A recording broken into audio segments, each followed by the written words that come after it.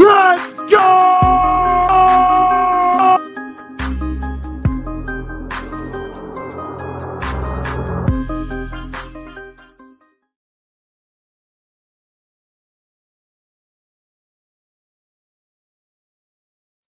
And I'm muted. Welcome back to Hall of Fame College Football. I'm your host, Jason Watkins, and if you love college football, you know you're in the right place. So before you forget, smash that red subscriber button, like our videos, and don't forget to ring the bell so you don't miss one moment of Hall of Fame college football. Welcome back into the show, everybody. I know all you guys were just in there with us at the, hey, what's up, Bloody Guns? In there with us on the Horns Down podcast. Any of you guys who are not subscribers already to that show, make sure you jump in there and do that. It's a big deal for Chris. We're trying to get him to 1,000 subs, man. He should be definitely doing that. He's one of the best creators for Oklahoma content out there. So help him out. And yeah, glad everybody. Hey, thanks a lot, Mike. Wiped your feet. Sperry's back. Wipe your feet. Yep. Appreciate it. Delio, what's up, my man? Nathan, Wilkerson, Stephen G. Yeah, Bloody Guns. Mars Jams, you still in here, Mars? Appreciate that. Hey, we're pumped. Big week this week, you know, coming back off of that bye week for Oklahoma. Excited to see what's next for them.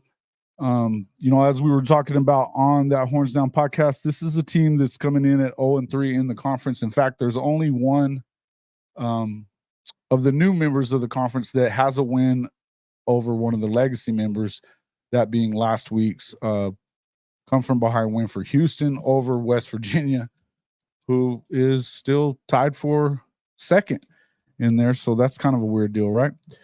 Washington State and Oregon State on coming in. You know, I haven't heard anything new on that yet. I will definitely jump on that though and get with. We need to get Swaim or possibly, yeah, Swaim, maybe a Bomber. Those guys, maybe Immaculate. Matter of fact, if any of those guys jump in, we'll see what we can figure out. But I'll put a link in there for Immaculate real quick. As a matter of fact, if he wants to jump in, let me send one out to him and to Bomber, and we'll figure out what we're gonna see there.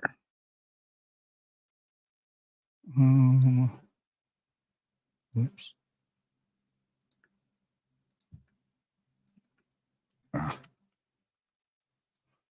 Give me 1 second there, and I'll pop that in there. But we got a couple of other things we're going to talk about today as well. So we're going to kind of go through what I wanted to introduce the poll or the rankings. It's not a poll, not a poll, but the rankings that Coach I had on his show last night. Kind of talked through some of that a little bit and explain some of that. He should be popping in here in a couple of minutes, and we'll go over that as well. I know some of you guys already saw that. Some of you haven't. I want to make sure I can get you guys an understanding of it and realize that it is not a poll. This is not the opinion of Coach I, not the opinion of me, anybody like that. It is actually just it's a rankings based on, you know, it's unbiased rankings based on records and some of the BCS stuff, but we'll go through some of that as well. Let's see who we got here. Hey, there's the Big 12 Mafia right there. Boy, it didn't take long at all. That's what I'm talking about, man. Asking you will receive. What's up, man? How you doing? That was just good luck. I was bored watching the NFL, and I went to Twitter, Okay. and yours popped up, and so I was like, "What the hell? How you doing?" Yeah, hey man, how you doing? We're doing well. We just been I was on the the Horns Down podcast a few minutes ago. Right. And so we were just hanging around there. But then in Nathan came in and he was asking if there was any news on Washington, Oregon State.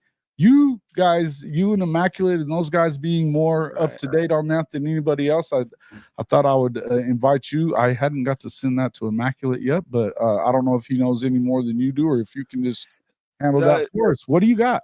So we're all waiting for this legal procedure, right?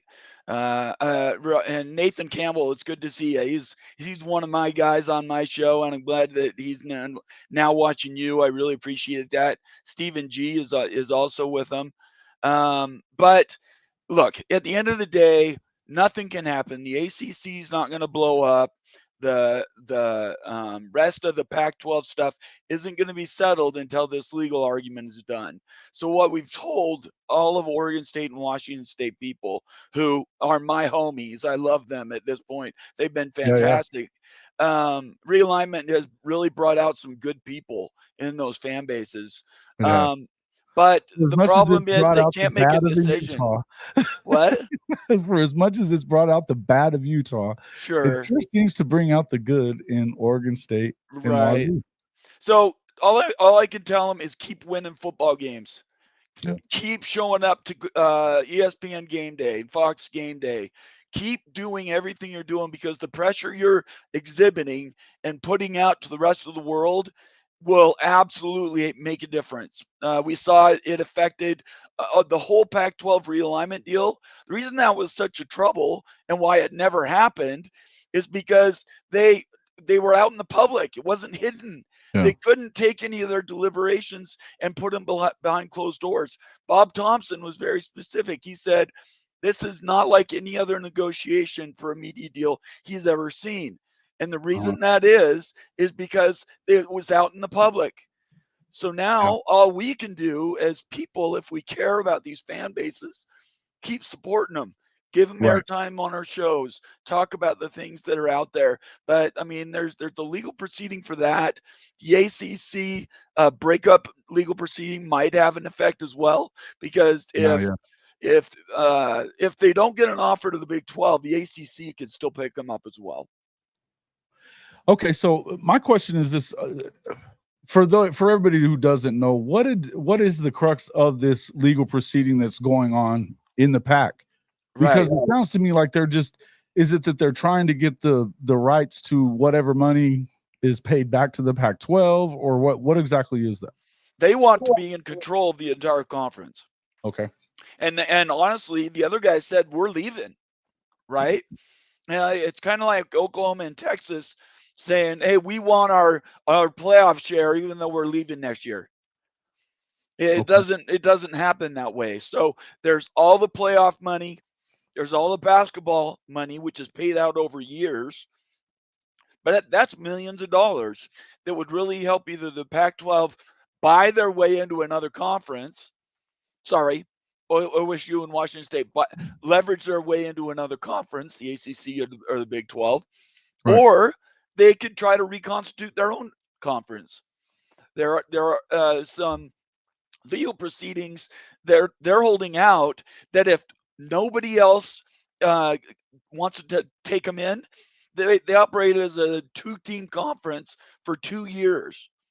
And ironically, that's all they would need to get to 2026 and that new negotiation for the college football playoff. So they have leverage unless they lose this legal argument. Legal argument is, even though we're leaving, we're still part of the Pac-12 board. Let's just say Oregon. Oregon says we're still here. Hey, coach, we're leaving. Oregon says, even though we're leaving, we're here and we want all of our money related to the conference, even though we're leaving. Okay. So they're trying to break that up. Okay, I get it. That makes sense to what you're talking about. Okay, so Coach, if you still have that, it was echoing. So if you still have the regular stream on, turn that off real quick. What you're talking about. Okay, so Coach, if you he does. Hey, you coach. Yeah, he does. I just muted him. Hold on. Welcome, everybody. The coach, Philip Roybal. I don't know if you saw it the other night, Bomber. Me and Coach had actually had a little set to, but you know, it was really. Yeah. We had a little bit of an argument. You know, is our What first was one on what the was air. the argument? It was our 1 year anniversary wedding, and so we decided to have a little argument. Okay, all right. His brothers fighting over who's, you know, whether or not Oklahoma could win the whole thing or not. And, you know, Oh, okay. What it is. And then of course I had to come back at him about some Notre Dame stuff because, you know, I didn't appreciate his opinion. But you know, brothers fight. That's just kind of how it is, right, Coach? Hey, it's the way it is, man. I mean, and hey, there's nothing wrong with a little bit of disagreement, and we can agree to disagree. Right. And I love that. And Jason and I, Jason and I go way back, and we've always been able to have those kinds of conversations. Sometimes a little tougher than like the other night. But no, I love it. And that's one reason I love Jason, is because we can have those conversations that way. It's a friendly conversation is what Shawty said. Yep. Right. Yep. Yeah. And Absolutely, Shawty. Healthy. It's healthy disagreements. Yeah. I say healthy because you explore more ideas when you get into debates. You talk about stuff. You might go in thinking one thing, but an idea will pop into your head because you're stressing your mind muscle, and now you're talking about something that's much more rich and has more things that apply. There you go. Hey, man, that's one way to put it. Come on, Stephen G. Come on, Stephen G. Get off of that, brother. You knew you were getting that. You knew you were catching that, man. And I love it. I got to tell you on the clip, because I made a 15-minute video out of the long video that we had, and it's gotten a lot of views. But I've had Oklahoma fans that they're not necessarily subscribers, but they watched it, and I've been taken up for Coach more than I've taken up for myself in that comment section since 2 days ago, since the shit happened. So just so we know, I've been doing all that, but it was fun, man. It's funny stuff. And something else, Jason, in our group, in our family of creators, we can be critical of each other, but hell's no, we're going to let anybody from the outside come in and do anything. I would go to the mat for either of you guys, whether I agree with you or disagree. Same way we are too. Right? Absolutely. We will protect our guests and our friends.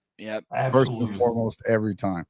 And that's kind of what the entirety of this show was kind of about too. We had Coach I put out his CFP rankings last night on his channel. We're going to reintroduce those tonight. We were going to do that every week. We actually want to support Coach I's. He's got his own formula that's based kind of on the it's based a little bit on how the BCS was set up.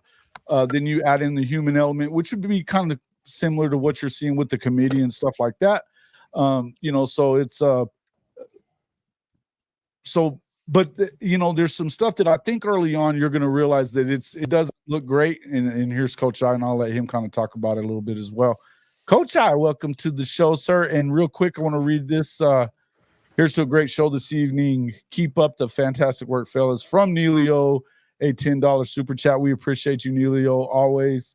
And then follow it up. Hey, looky there. Sooner Lemon, this OU team. I compare it to the 2000 OU team. They're going to do it. They're going to be champs. Boomer Sooner. I'd sure love it if they were. So, Coach, I thought I was getting those distributions for the voting, but I haven't seen them the last couple of weeks. Did I screw that up? You mean what are you talking about? For your playoff rankings every week. Oh, no. So we just had the first show last night. Oh, okay. All right. Yeah. Because I thought I was on that distribution for the messages you were putting out, the actual list, but I don't think I saw one last week. That's why he hadn't put it out yet, so he just sent it to me. We kind of talked about, decided we were gonna. I was wanting to introduce it every week, and we'll kind of for the first few weeks, I want Coach I at least to come on, kind of explain what his how he's got it set up, and why it is what it is, and And Coach I think the conversation we had this morning talking about how you kind of reworked some stuff, or well, when the added part comes into it next week, it'll be different, right? So I like the way. So starting next week, the top 25 wins against the top 25. My top 25, right? We'll start counting. So this first initial poll, for one, because I'm not huge on preseason polls, because I mean, and whether we want to shout out to the Hall of Fame Mafia, but my guy Stevie G, Mike Wilkerson, Steve B, you know what I'm saying, Kim for getting in on the video. But Nathan, what's going on? How you doing, Coach? Good to see you. But yeah, so yeah, I don't like preseason polls, and whether they like to say it or not, the college football committee, they always, I mean, they take that into consideration. Like the first week, they'll be like, oh, you had, 5 ranked wins, like based off of a poll that in the beginning, and it matters where you start in that poll. It does, which is not the way it should go, right? You should do a revote and start just with the very first one, week 7 or week 8. I'm agreeing with you. I feel like week 7 is a good week because everybody's played 6 games, whether you've had a bye or you haven't. Everybody's played at least 6 games, so we've seen half of the season. So my first formula, so you can talk us through it. There you go. Okay, yeah. So my first thing is number of wins, of course. That accounts for not having a loss or having one loss or whatever. Average scoring margin, that helps out teams that don't have a good schedule. If you're beating them like you should be beating them, like OU is doing, like Michigan is doing, then you don't get as penalized for not having close wins or whatever. Then number of Power 5 wins, and then number of road Power 5 wins. It has to be a true road game. You don't get extra for a neutral site game. So and then this week in blue it says ranked wins, and I actually changed when they play. It's not going to be when they play, it's going to be ranked wins against whoever's in the top 25. So for instance, this week would have been OU would have had a ranked win versus Texas. Alabama would have had a ranked win versus Ole Miss because they were in the top 25, that kind of thing. So now the human element of it, when the polls first come out and I first do my formula, all the undefeateds go to the front. That's how I do it. All the undefeateds go to the front. And then you got one loss, and then you got 2 losses. So you're judged against like company initially. So like all the undefeateds are ranked against each other, then all the one losses, and then so on and so forth. And then head-to-head counts at the end too. So like when I first did my formula, Bama was in front of Texas. I'm like, I watched Texas beat Bama, so I can't penalize them like that. So I moved them ahead of Bama. And then the last one, if you're a G5 with more than 1 loss, then you don't get counted at all. Right. Because very fair. You know what I'm saying? Like undefeated G5, and this is my point. Like I know, again, like when Jason finally shows the poll, there's some G5s that are undefeated that are high. Right. And I think all of this, again, a lot of this stuff takes care of itself, just like the CFP. You know what I'm saying? And but the thing is, if we don't want to count the G5, they shouldn't be a part of the process, but they are a part of the process. So you know what I'm saying? So if they're undefeated, I mean, me and Jason talked about it. I mean, Tulane beat USC last year, and it was a G5. So we can't, unless we see it, we can say we think the team behind them with 1 loss will beat them, but we really don't know, at the end of the day. And then, so starting next week, though, what'll happen is I'll have my top 25, and then I'll be able to go back and say, okay, you beat 4 teams in my top 25. That's going to give you a boost in the overall ranking. So like last night, I think my top 4, you got it, Jason? I do, but I didn't want to start with the top 4. Oh, okay. Oh, you want to start the back? Okay, that's fine. That's fine. But basically, once I add in the fact that the wins against my top 25, it changes some of the top echelon teams. Like the top 4 wasn't the same order as it was when I initially released it last week. So like, yeah, you got a group of 5 right there. Ohio, they have 1 loss, but they their points per game margin is pretty high. It's higher than some of the other 1-loss teams. And they actually beat Cincinnati as well. So yeah, and that's what I'm saying. Road. That's a road win. That's a road win. Yeah. So you got Duke there. And again, these rankings aren't who I think would win on the field. It's who the formula, you know what I'm saying? Like back in the day, BCS had a formula, but then they would just say, okay, whoever's 1 or 2, that's the championship game. Like, nah, like we're gonna say formula, but we still keeping the playoff thing. And I want to start it this year, get it going. That way, when we have the 12-team playoff, we'll already have it established. And it's gonna be fun to see how close my list is to the actual CFP committee. You know what I'm saying? So. And that's what I wanted to make sure everybody understood was that this is not just a week. This is a week to week thing. It's going to, but it's going to evolve. And I think that we talked about this. You plan to tweak it a little bit compared on depending on what happens with it and stuff. But it is kind of an experiment, to see where it ends up in an unbiased way, because we all know that no matter what, you're going to have biases. Every fan has a bias, no matter what, towards their team, against other teams that they hate. Whatever it is, there's going to be biases there. If you're one of the have-nots, there's an immediate bias that you're not going to be as good as somebody else.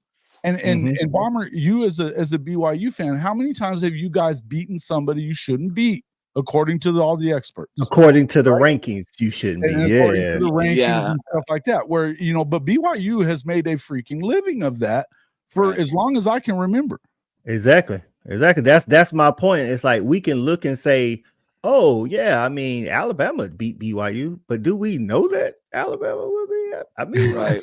I mean, hey, not for nothing. They went to South Florida, who's a G5, and South Florida, everybody has scored at least 25 points on South Florida, except Alabama. They only scored 17. So little it's context to that, there was a monsoon going on during that.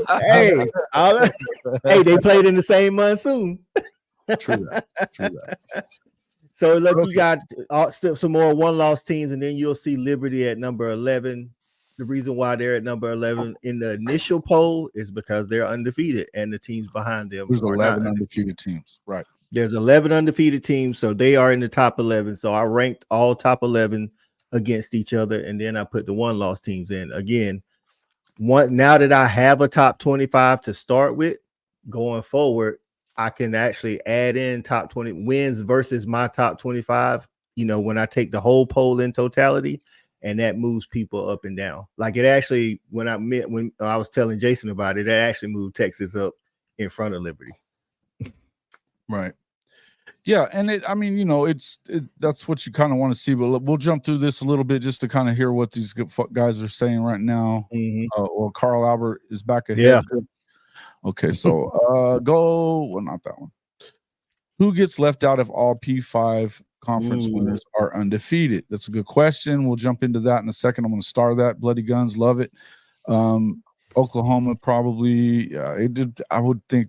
No. I'm gonna tell you, me and Shawty talked about it today, Jason, and I'm kind of coming around to your point. I know I told you that I thought a one-loss OU could still get in as a conference champion, but I kind of see what you were saying now. Like me and Shawty talked about it for a long time. Like Jason might be right.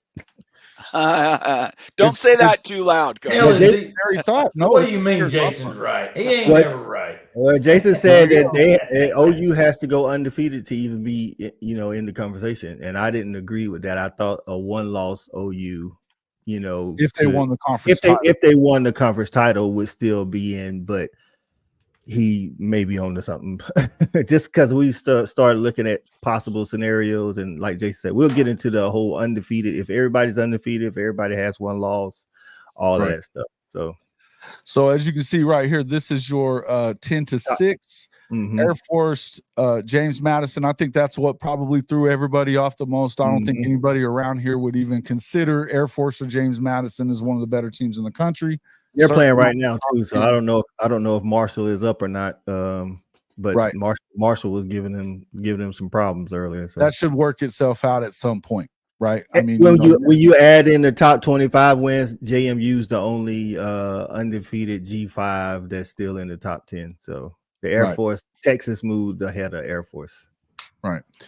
Got it. Okay. So, all right. So now let's see. Let's go to, and we'll just get the final 5. I saw that. Yeah. Top six. So there's your top 6 according to this rankings. That again, they're done by by a formula Formula. that we showed you there before. So you've got Washington at number 6, number 5 Georgia, which I don't see that at all. 4 Ohio State, 3 Florida State, 2 and 1 coming in at Penn State and Michigan. Now, again, one more time, before everybody says anything here, realize that this is an SEC guy that put this thing together. Do you think he believes that there's 3 Not at teams all. in the freaking Big Ten that are better than his Georgia Bulldogs? You know what I'm saying? Right. But and again, another thing is me and Jason talked about. I wanted to take as much subjectivity out of it as possible, because what I see with my eyes, it's just like dating a lady. I might think she's pretty, but you might not think she's pretty. You know, it's a subject. I tried to take more subjectivity as much as I could out of it. I mean, like I say, there's still a human element in it, you know, with the head-to-head and the 2-loss G5 and starting out with the original poll with the undefeateds. That's a personal preference of mine, because I hate when you know what I'm saying, like, hey man, at the end of the day, if a team go undefeated, they at least deserve a shot at it. That's how So whether Even they if their schedule, is horrible. well, this is the thing. Who decides that their schedule is horrible? Well, I mean, come on, guys. In the initial ranking, who decides that their schedule is horrible?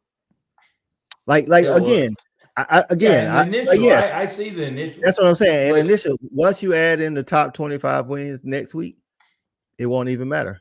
You know what I'm saying? It takes care, because they won't, like JMU won't have a top 25 win. It's impossible, because nobody on their schedule is the top 25 team in my poll. You see what I'm saying? Yeah. I think one thing that's important is strength of schedule will play itself out. Those games that have to play each other. So people getting upset at a poll that has to change because these teams play each other and then they have conference championship games. It sorts itself out. People shouldn't be upset whether they're in the top 2 or top 10. I would say even 15. If you go through and win the rest of your games, a lot of those teams ahead of you are going to lose. So just play play well, roll up points and style points as much as you can, and then just leave it on the field, because it's being upset about a midseason poll is silly. Like the top 3 here, before we add in any top 25 wins, was Michigan, Penn State, FSU, Ohio State. Like Balmer just said, even if it stayed like this, Michigan, Penn State, Ohio State all play each other. That's right. FSU and UNC, if they stay undefeated, they play each other. That's right. You know what I'm saying? It's like, so again, if you play it out, everything plays out. But then when I added in just for the trial run, like I say, starting this Wednesday, this next Wednesday coming, top 25 wins from my poll will be a part of it. But I did a trial run. It changed the top 4 order. Penn State, because they have a top 25 win against Iowa, they became number 1. Michigan was number 3. Washington was number 2, and OU was number 4, because OU has a top 25 win, and Washington has a top 25 win, and Penn State has a top 25 win in my poll. And Washington plays USC. Utah plays USC this weekend. I mean, all these teams will mid-season polls are this. They're a good temperature. It gives you an idea where people it's headed. Where people giving you respect, right? Yeah. Exactly. And if you think you're supposed to be in the top 15 and you're not, then you can complain. I give you guys all the room in the world to do that. But worrying about where you're at on October 15th or whatever, it doesn't make any sense. Yeah, and that's the thing. It's like, if you just go based off of again, rankings are what you've done on the field for my rankings. It's not about who I think can beat who, because if that was the case, then why play the game just to say number 2 could beat number 7? I don't know if Penn State That's just could beat what Wilkerson just said too. You might as well just forfeit the games if you're just going to go by chalk. Right. That doesn't work that way. It's all for TV matchups. It's all just to get more eyes on it. This is exactly what it is. I think you guys are absolutely correct on that. But listen, in the end, you can only play the schedule that you have in front of you anyway. And we all know that if you're going to get to that CFP, you might be able to split hairs between certain teams, stuff like that on conferences and how strong they were by the end of the year. Right now, it's tough to do that. And because I would say, as much as everybody, I think it looks like everybody thinks right now that the Big Ten is probably going to get 2 in. I don't think that there's a possibility that ends up happening. Because I think the way things are going, I don't know if they would be the most likely conference to get 2 in, but the way it's going, we might be headed for our first all undefeated, top four, Power 5 conference champion, and which is going to be a dilemma in itself. And that's what somebody asked earlier, so. Right. And I think, Jason, me and you kind of touched on that a show or two ago, about who would be left out in the situation if everybody has 1 loss or if every champion is undefeated or whatever that is. Steve B asks, why is it Michigan punished as much as Georgia and OU for bad schedule? They were number 1 in average scoring margin, so they're beating them worse than we are, so it helps them in the long run. That's why. So that's the biggest thing. That's the biggest. One other thing is that if we have the actually we have 5 conference champions that are all undefeated, right? Then they have to get through the conference championship games. And what's the chance that actually happens? Look what Kansas State did to TCU last year, right? Yeah, they beat them in the middle. So it didn't make any sense. It's all about getting respect and showing up. That's all it can be. Yeah. This is a good question from Adjusted Habit. Welcome in Shawty Parker. He's on Respect Hedges on it's our boy, man. Our boy, former Georgia wideout himself. Welcome into the show, Shawty. What's happening, fellas? What's happening? Hey, man. What's up, buddy? Man. Shout out to everybody. Hey, that's a good question from Adjust the Hat, man. It says, does JMU and Air Force show you that you don't need to schedule big name non-conferences? I mean, again, that's going to take care of itself. But the thing is, they do technically, if we look at it, can their schedule beat OU's schedule? No, but OU has better. But compared to when OU goes to play OU's schedule, OU has better talent than their schedule, or like talent on their schedule. JMU also has like talent to their schedule, so they play lesser teams, but they don't have the roster that those other teams do either. And my thing is, again, if they're undefeated, they could at least be in the New Year's Six. Like I say, once you take into account start next week with the top 25, none of them will be able to move ahead of the Power 5 conferences, with top 25 wins, because they don't have any top 25 opponents to boost their rankings. So like 7 or 9 is probably going to be as high as they can move. You know what I'm saying? Right. Which is still great. We're talking about Air Force here. That would be they make a New Year's Six bowl. It would be historic for them. What's crazy is Air Force plays Navy this weekend, and they haven't beat Navy at Navy in like 15 years. Yeah. So again, all wins and losses ain't created equal, right? That's true. Oh yeah, sure. Yeah, that's true. Absolutely. Not all wins and losses are created equal. But like you say, you start with a baseline top 25, and then I can judge wins off of my baseline top 25. Like, you know what I'm saying? Like in the first week of last year, when Georgia blew out Oregon, it was considered a top 10 win. You know what I'm saying? But Oregon didn't finish, and that's another thing. Like if you next week, you could have a top 25 win, but if that team you beat continues to lose and slide, you eventually won't have no top 25 wins. You need your opponents that you beat to continue to win out after you beat them to help you out, because if you keep if the team you beat keeps losing, then that victory looks less and less impressive. You know what I'm saying? Right. What's up, Jay? Welcome in, man. Glad you're there. Jay's out in Vegas this week working, man. We hadn't seen him on the YouTube. Everybody's probably having. Is that USC, Jay? No. That's okay. I want to get him some HE double hockey stick. Hey, I think Shawty, it looks like you may. Do you have the stream going as well? Because we're getting some background from you. I do. Yeah, I do. Okay.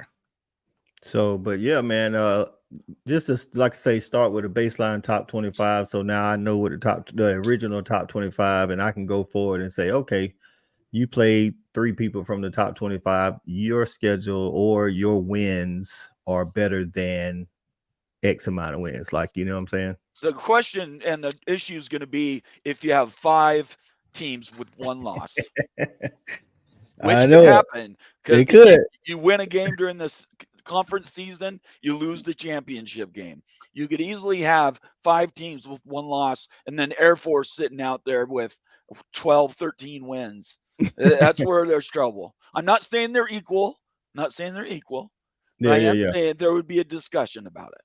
Yeah, Sure, but like I say, sure. in my poll, once you factor in top 25 wins, even an undefeated Air Force wouldn't be able to catch a 1 loss. Like, I agree. You know what I'm saying? Now Yeah, they I might agree. they could end up in my calculated poll. They could end up in the top 7. I don't know, but I highly doubt it unless everybody in front of them loses more than 1 game or something like that. Right. I agree. Just to clarify, no, the AP poll has nothing to do with these rankings. No, We're gonna go by his pulse, and since this is the first poll, they will have to stay in it. Now, again, I think that your poll can change up depending on. I know that you've got your initial one. I'll go ahead and let me show that to everybody one more time. Just the deal here. So.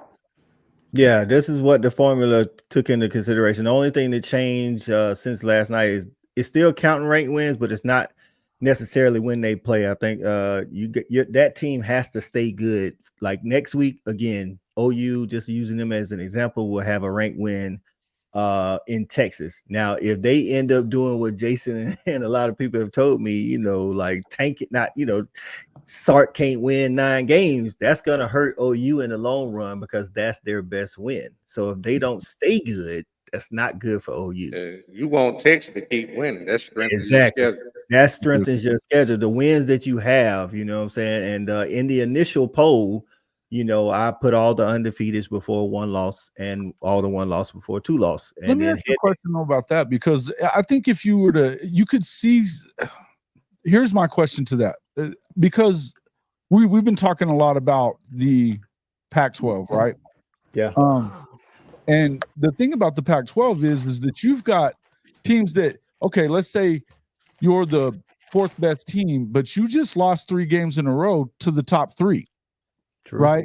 Now you dropped out of the freaking rankings, but that doesn't mean that you're not still one of the best 25 teams in the country. That's true. And that's going to hurt you, I think. It's so. But that's still so that will hurt you. But I told you last night, if you do it the other way, where all you do is take all the teams and put them in the format and don't give credit to those that have less losses, that actually penalizes some of the undefeated teams. And that's what I wouldn't do with, you know what I'm saying? Like when I did that, again, Alabama and Southern Cal were ahead of North Carolina and Oklahoma. And I'd rather have a Liberty at 11 than have Alabama USC at 1 loss, because I test, like Shawty is saying, I test record, everything don't tell me that neither one of them teams is better than Oklahoma.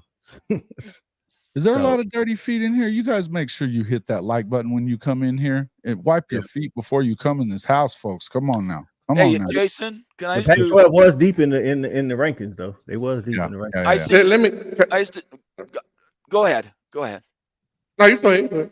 I was just going to say, you mentioned talking about Oregon State and Washington State.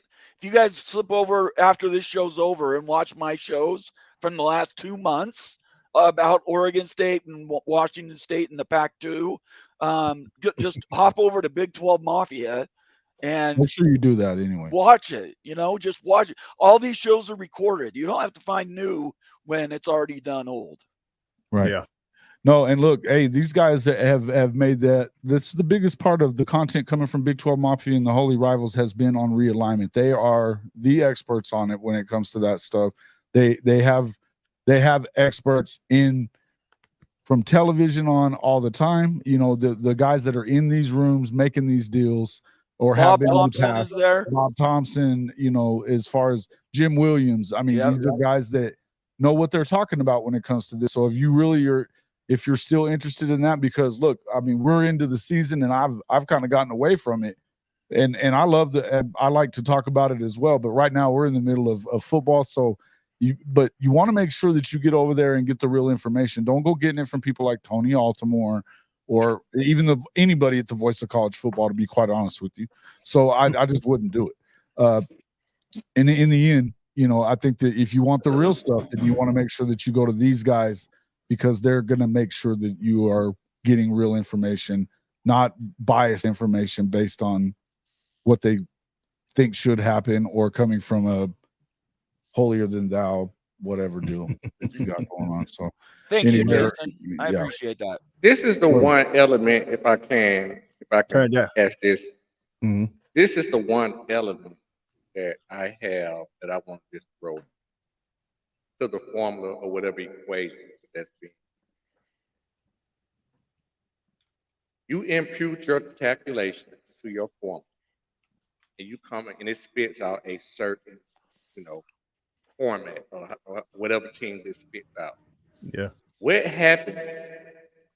Because that formula is going to basically determine who, in a sense, is more deserving, right? It's Facts. taking the human element out. So what happens when you run up on a team that on paper or maybe in the formula, yeah, they are more deserving, but you know that team is not better than that 5 team. But the formula team is at number 4. Just But as an that's example. because that goes back to my original point. I try to take subjectivity out of it, because what I think doesn't necessarily mean the truth. I think right now, outside of Washington, Georgia can beat in the playoffs anybody right now. That don't mean that that's the truth. That's what I think. And it shouldn't be based on the person playing for the championship. Should be based on what I think. It should just be. I try to take that out of it. And that's what I was getting at, you know, last night, not to go back in circles, but I'm saying when you create a formula, a human creates the formula. Yeah. So what I'm getting at is like, no matter what you want to do, it's going to be a flawed situation. So exactly. I don't want to use the word prognosticate, Yeah. but we can only go out based off the best information. Exactly. You're right. Everybody comes with somebody came up with the BCS formula. Somebody came up with how they do the college football playoff. So in turn, I don't have to worry about inputting anything that I didn't put in my formula, because if everybody's is flawed, nobody's is flawed. That's how logic works. Yeah. So it doesn't matter if I put in, even if I put in the eye test, which you adamantly want in there. For sure. Even if I put in the eye test, they're still gonna be flawed. So I was hopefully on, you know, over some of the viewers' heads, but I was a math major. That's how logic works. If it starts out where everybody's flawed, then nothing is flawed. It's just a matter of preference. And the thing is, you hold things more important sometimes than the next man holds. When I did my rankings, I did what I thought was important. That's the simple answer. Okay.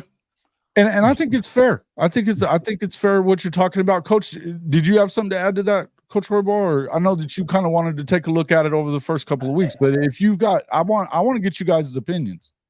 Well, and you already know, and y'all have heard me say this time and time again. I hate rankings. I think they suck. Because you can't. I don't give a damn how good a formula you have. You can't get it right. I mean, it just ain't gonna happen. Now, after looking at this, looking at how you're doing it, I like it a little better today than I did yesterday.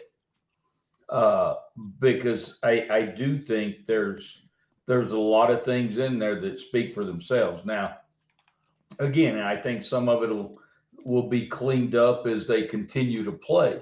That's another thing. And you know, Jason and I went at it the other night about schedules. I mean, you know, if you play a shitty ass schedule, you know, and you're undefeated, because to me, if you know, if I'm at Notre Dame, which you know that's who I support. Yeah. But if I'm in Notre Dame, then I'm gonna put everybody on my damn schedule that ain't worth a shit. Yeah. So I can come out undefeated. Well, that's a great point. Is Notre Dame is the one school that, because they already have a vote in the college football playoff by themselves, they're the one school that almost any rule you can come up with, Notre Dame always gets the benefit of the doubt, because they have 2 or 3 games a year that are tough, but then they play teams. You could argue, you know, Navy, Army, Air Force. Not this year, Air Force, and I'm not being critical of Notre Dame, by the way. They're just playing in the system they're in. So you can't penalize them for that. Well, see, this is the thing about, like, when we be talking about, like, oh, some people play harder schedules, so you gotta take that in consideration. But then then we also say, well, you can only play who's on your schedule. You can't have it both ways. It's either you penalize for a soft schedule, or you can only play who's on your schedule. Well, when you got a soft schedule, you got to dominate it. Yeah. And my poll accounts for that. And I like that part of it, that the poll does account for that. On your the poll accounts for that. That's why average scoring margin is in there. That's where your style points come in, is because you better blow them out.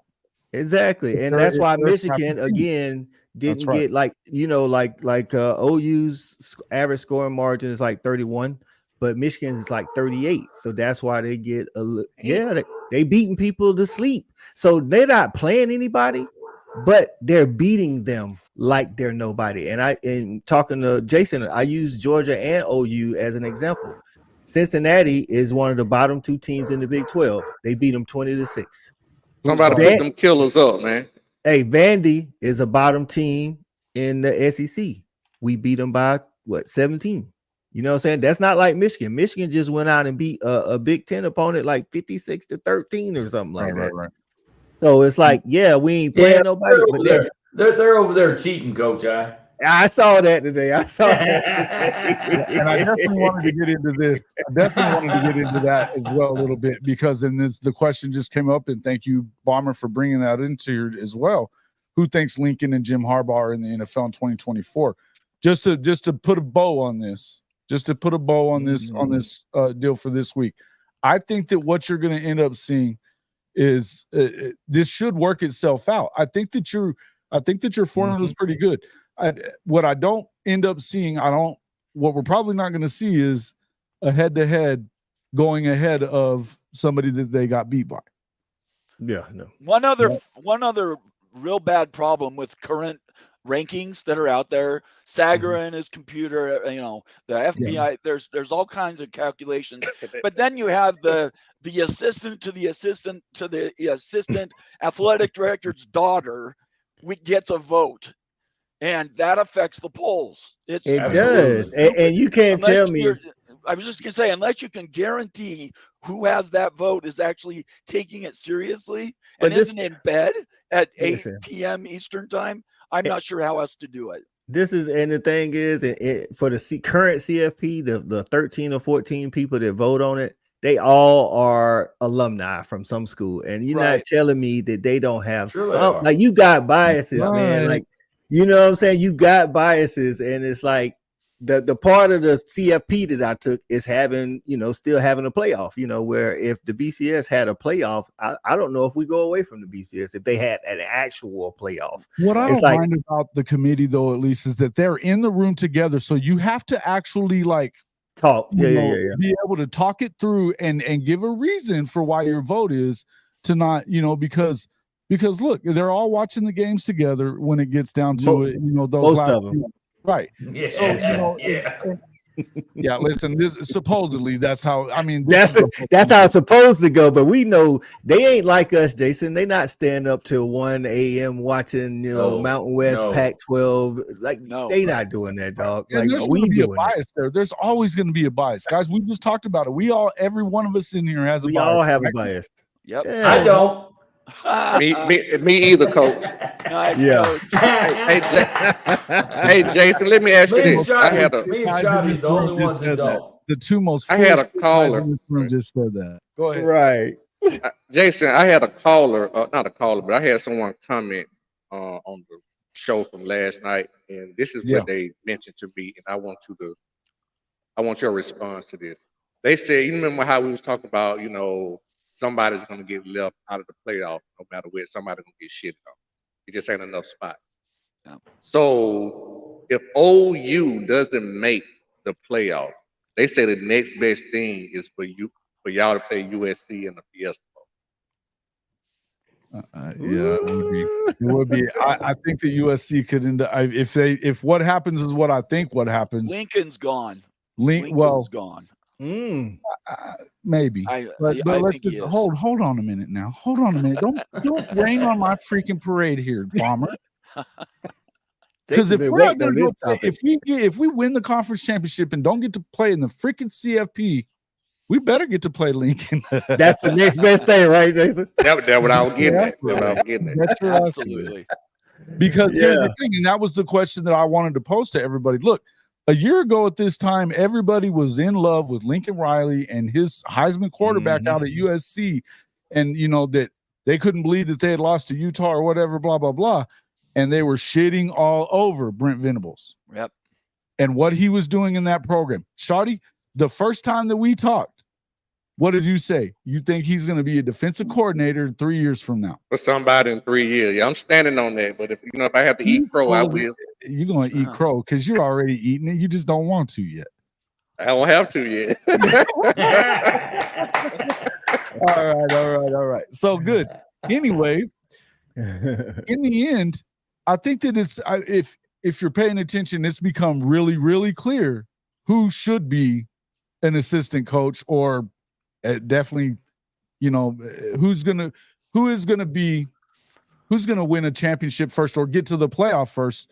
Oklahoma, USC. Who has the better program today? Coach I, starting with you.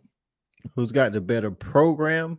Yep. I mean, it's so new for Brent Venable. I think that's unfair to put him against Lincoln Riley. But who's got the better program when you start looking at the program? I mean, if you ask me where I would send my kid, I'm gonna send him to Brent Venables, but that was before he like Lincoln Riley. Just I don't know if he a straight up dude, but yeah, I think y'all headed in the right direction. I think some of Lincoln Riley's faults have him where he doesn't have a great program because he's bullish on a lot of things that he shouldn't be bullish on. You know what I'm saying? His recruiting isn't doing well either. That's the other part that you have to remember. Well, it's not even that. It's like, man, let's just use, like I said, if my son is a recruit. Okay, so if he's a defensive guy, I already don't want to send him to USC. You feel me? Like he don't take it serious. If he's an offensive guy, if he ain't the quarterback, I don't know if I want to send him either, because it's like, especially running back. I mean, they got one of the best in the nation. They got one of the best in the nation. Right. You know what I'm saying? And his, what I say, he's bullish. Like, I know everybody say, hey, fire Alex Grinch. That is a truth. He should fire Alex Grinch. But that's not where the defensive improvement should stop. He should also learn, when you're up 25, 30, 40 points, you have to implement the run game to help your defense. Me and Shawty and the rest of the guys on Respect the Hedge, we talk about all the time playing complementary football. Lincoln Riley ain't played a down of complimentary football since he's been a head coach. Nope. Since he's been a head coach. So, so if I'm talking right now and today, like, Brent Venable seems like he knows that kind of stuff. You know what I'm saying? So, I go with Brent Venables right now. Okay. Shawty or Stat, you better go and look at that damn schedule. Bro. What do you say? He just trying to start some shit, man. Yeah. I'm with, hey, Stat guy, I'm with you, buddy. You better shut up. You guys tripping. Oh my gosh. I'm gonna go look at that schedule that they played, because 2 weeks ago they played their first legitimate. And this is something my bad. But I want to talk to your point, Jason. Colorado almost beat them too. Listen, Jason made a point the other night when we was, I don't know if it was a snap count or whatever it was. He said that when Lincoln Riley was at Oklahoma, the Big 12, and this is basically we was talking about why Texas looked so bad because they couldn't win the Big 12. The Big 12 was horrid, you know what I'm saying? And Lincoln was winning. I ain't taking nothing from Lincoln. He made 4 playoffs or whatever. So, but was that a byproduct of the Big 12 being bad, and he can score points, whereas he didn't have to focus on that, and he developed bad habits. Now he's doing that same thing in the Pac-12, but the Pac-12 actually got some teams out there, you know what I'm saying? So they do, and I think that here's what he did it in the Pac-12 last year, not playing Washington or Oregon either, and nobody seems to remember that part. The Oregon guys, when you have the Oregon State team they beat them by 6, and they had like 40 passing yards in that game. Yeah. When you have a guy like Lincoln Riley, and you guys have probably heard me touch on this in some previous shows.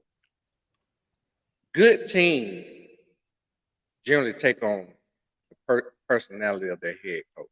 Thanks. And the problem that Lincoln Riley has had throughout his coaching career, he has not had a defensive coordinator come on his staff that has the same stature to balance him out. That's his problem.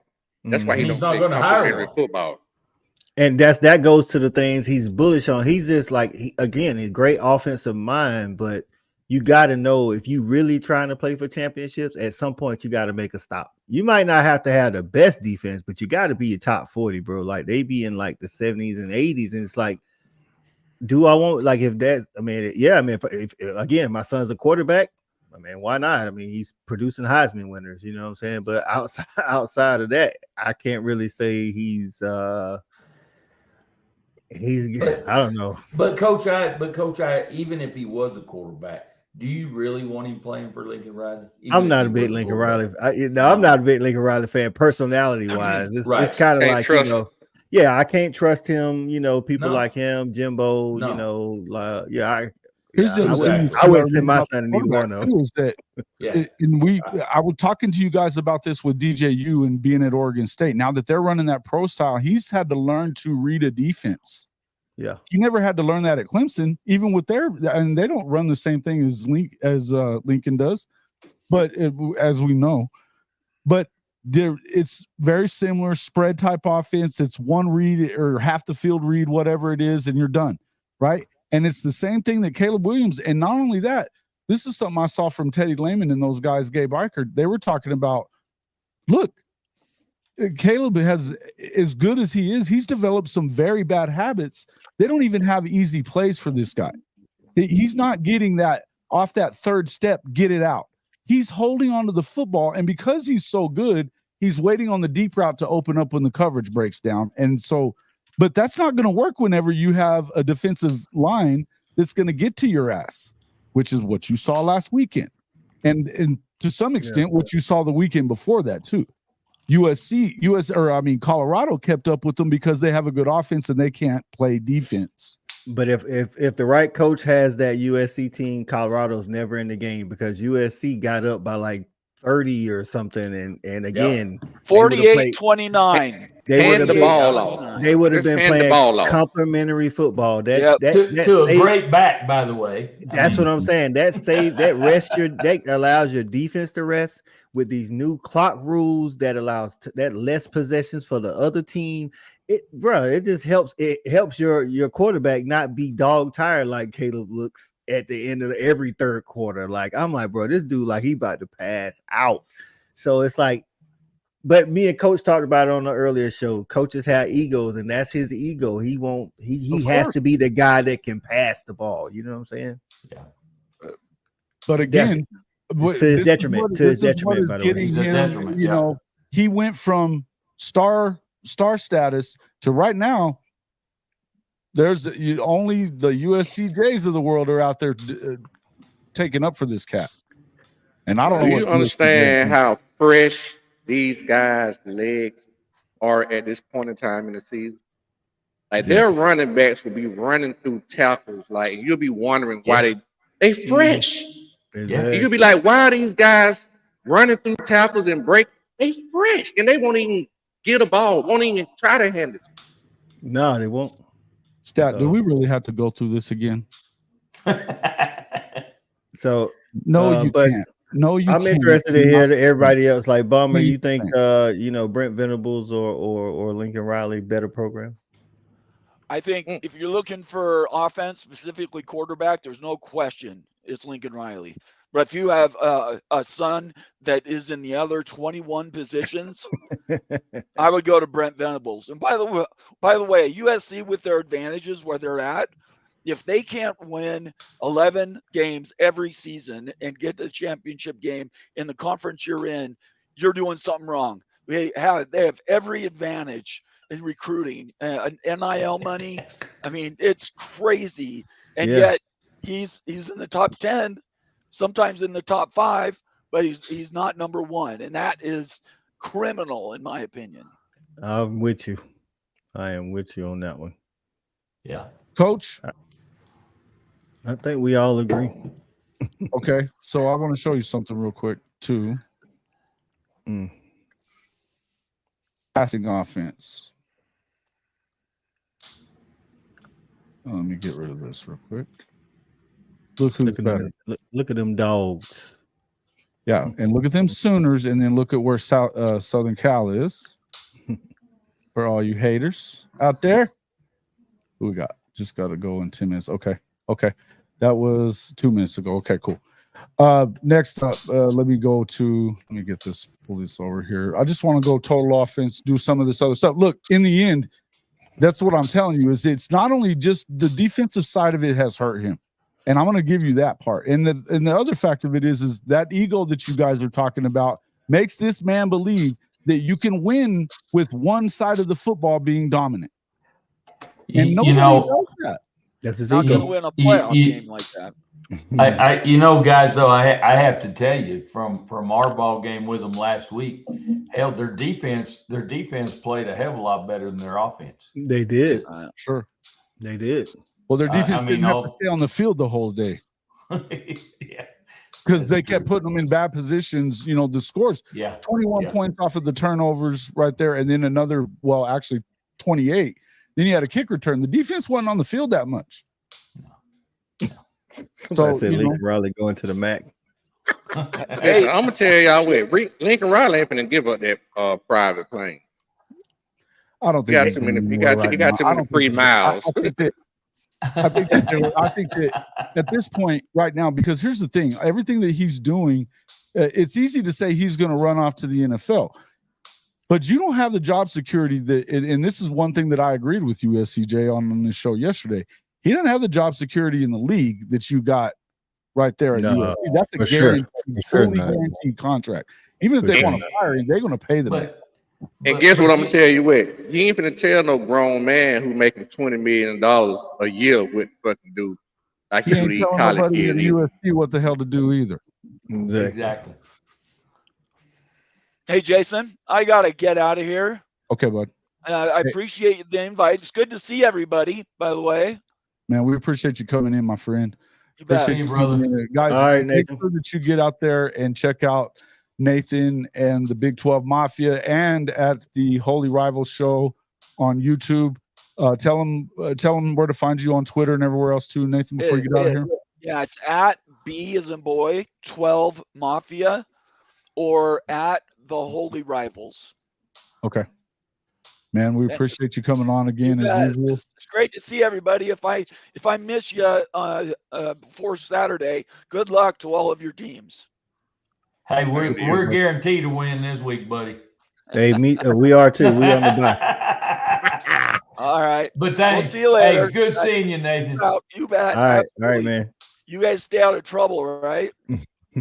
That's going to be tall. That's going to be hard to do. But we'll try though. Thanks, Nathan. See you later.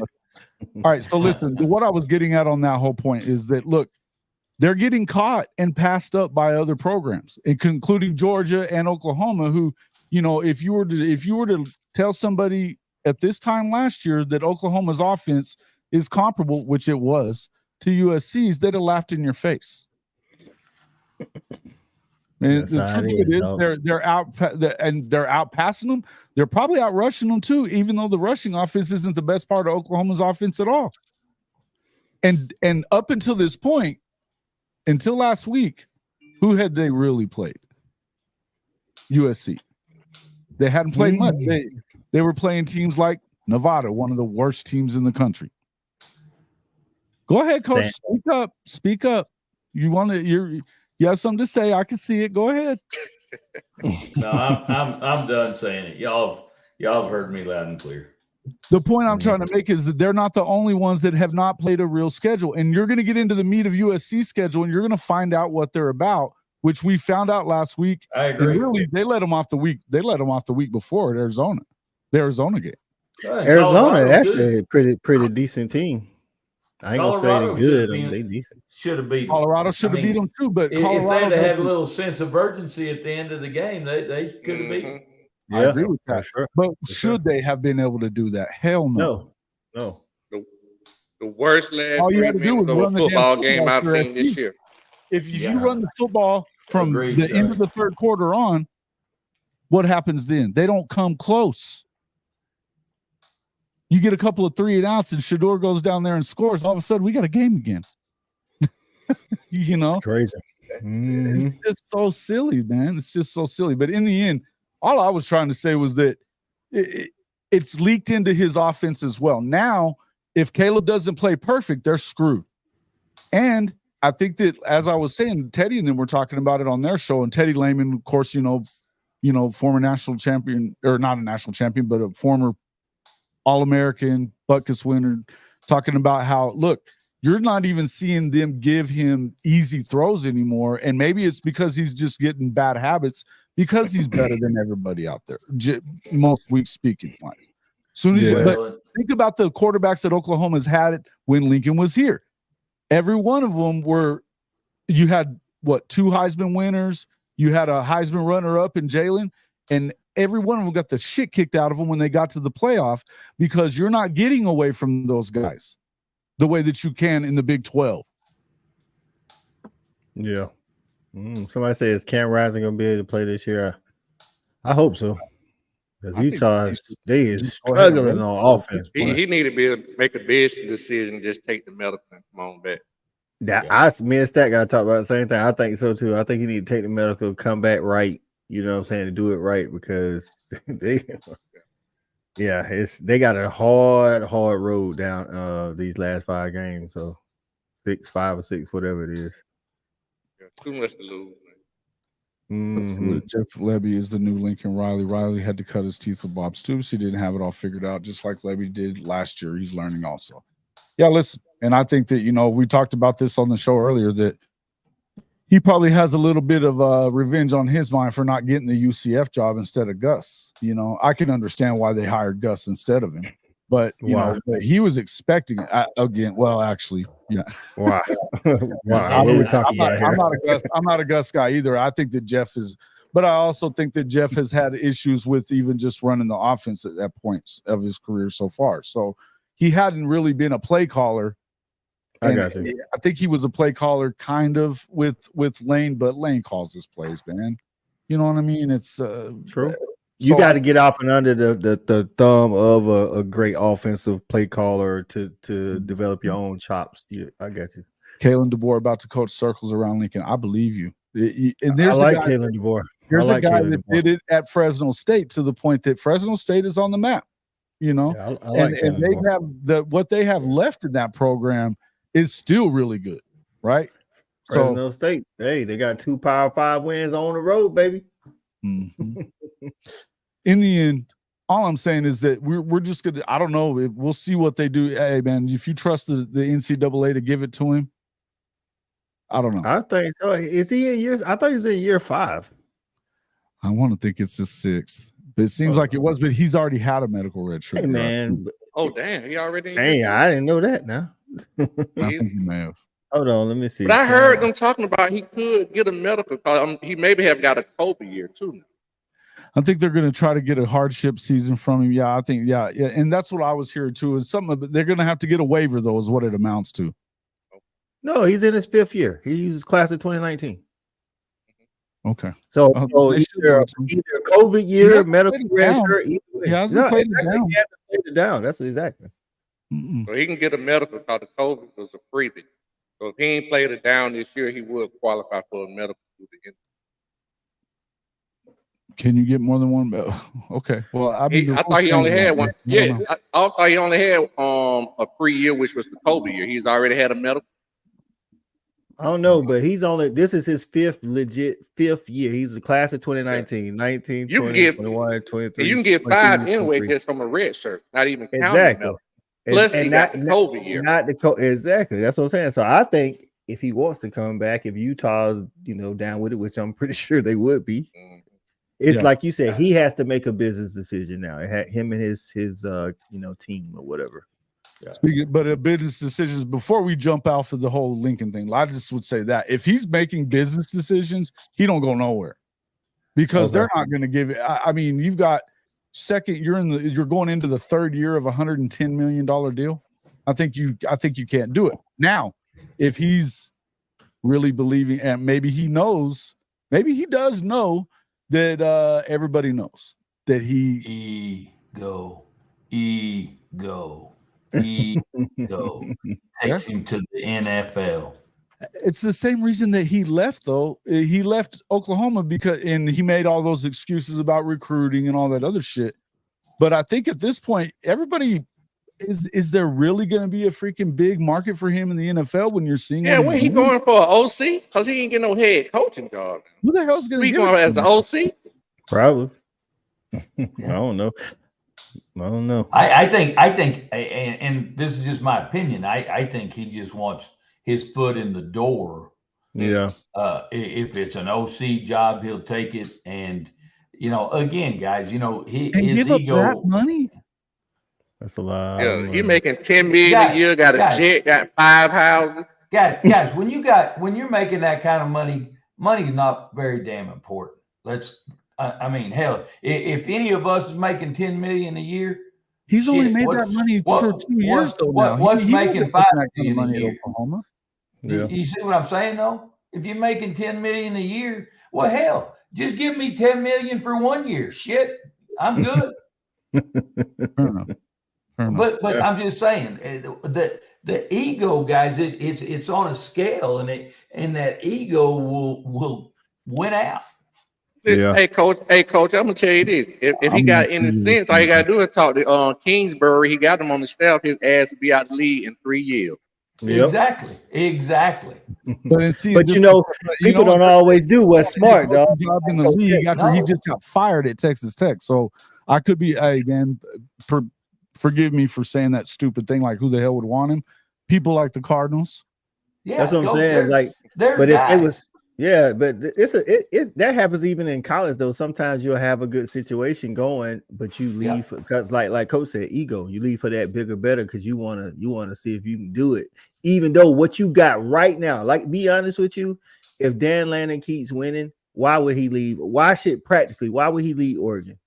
He shouldn't.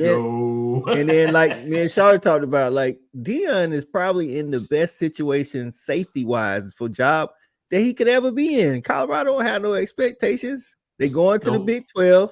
He ain't gonna have a lot of resistance trying to get to the playoffs. But that's not to say that he won't ever leave. We all talked about how Deion probably gonna leave. It's that ego, though. Sure. Maybe. But I also think that ego could make him want to know that he could go to the playoff pretty much every year. He got an easier path there. You got to take a little bit of. But like I say, that practicality, like Charlie Strong should have never left Louisville. Never. Not for Texas. Sure as hell shouldn't have. Hell no. He was about to be on. I don't know. I'm a private. That was a big. I'm probably going to do that. He did get paid. That might have been worth it. Yeah, that was probably worth it. He got paid. Yeah. Okay. This is the thing. You don't even have to coach no more. This is the thing. I don't know if it was as good enough. Like, he was only there 3 years. So if you take how long he could have been at Louisville, it all equal out, dog. I'm just saying, when you're talking about gambling on yourself in that particular situation, that's where you got to gamble on yourself. From Louisville to Texas, because if you make that Texas thing work, got You're But in this is like what I'm Flint, saying. yeah. It ain't just as simple I as agree. that when you're taking it into consideration. At Louisville, he had carte blanche. Charlie Strong say it, Louisville do it. You go to Texas, and if fans know this, he had to know this. Boosters control a lot of stuff in Texas. You don't just get to come in and be like, I'm doing whatever I want to do. Like, they wouldn't even let the dude have a pipeline. Like, he preferred pipeline recruiting to Florida. They was like, no, we Nope. stay in Texas first. Listen, Then I'm if tell you you what, can't get it, Charlie he Strong shoulda had some known that. fundamental problems before that. I won't get into it on this particular call. No, he had some fundamental issues that a lot of people don't agree with, period, with where he That's got what- going on in life. That's what I'm saying. At Louisville, they allow, like, because Charlie Strong, if we want to just keep it, simple, Sure. he had a real strict way of coaching. Kids couldn't be out certain times where, it was like almost borderline too strict. But at Louisville, that's what I'm saying. Like, yes, the money was You can do great, it. but he should have, like, a smart man would have known that wasn't gonna work out, bro. Hey, look, the stat guy know what I'm talking about. Look, stat guy, he know exactly what I'm talking about. That's exactly what I'm talking about. Yeah, Stat guy just said it. yeah. That's what I'm saying. A lot of folk had it had something to do with what he had going on in his personal life.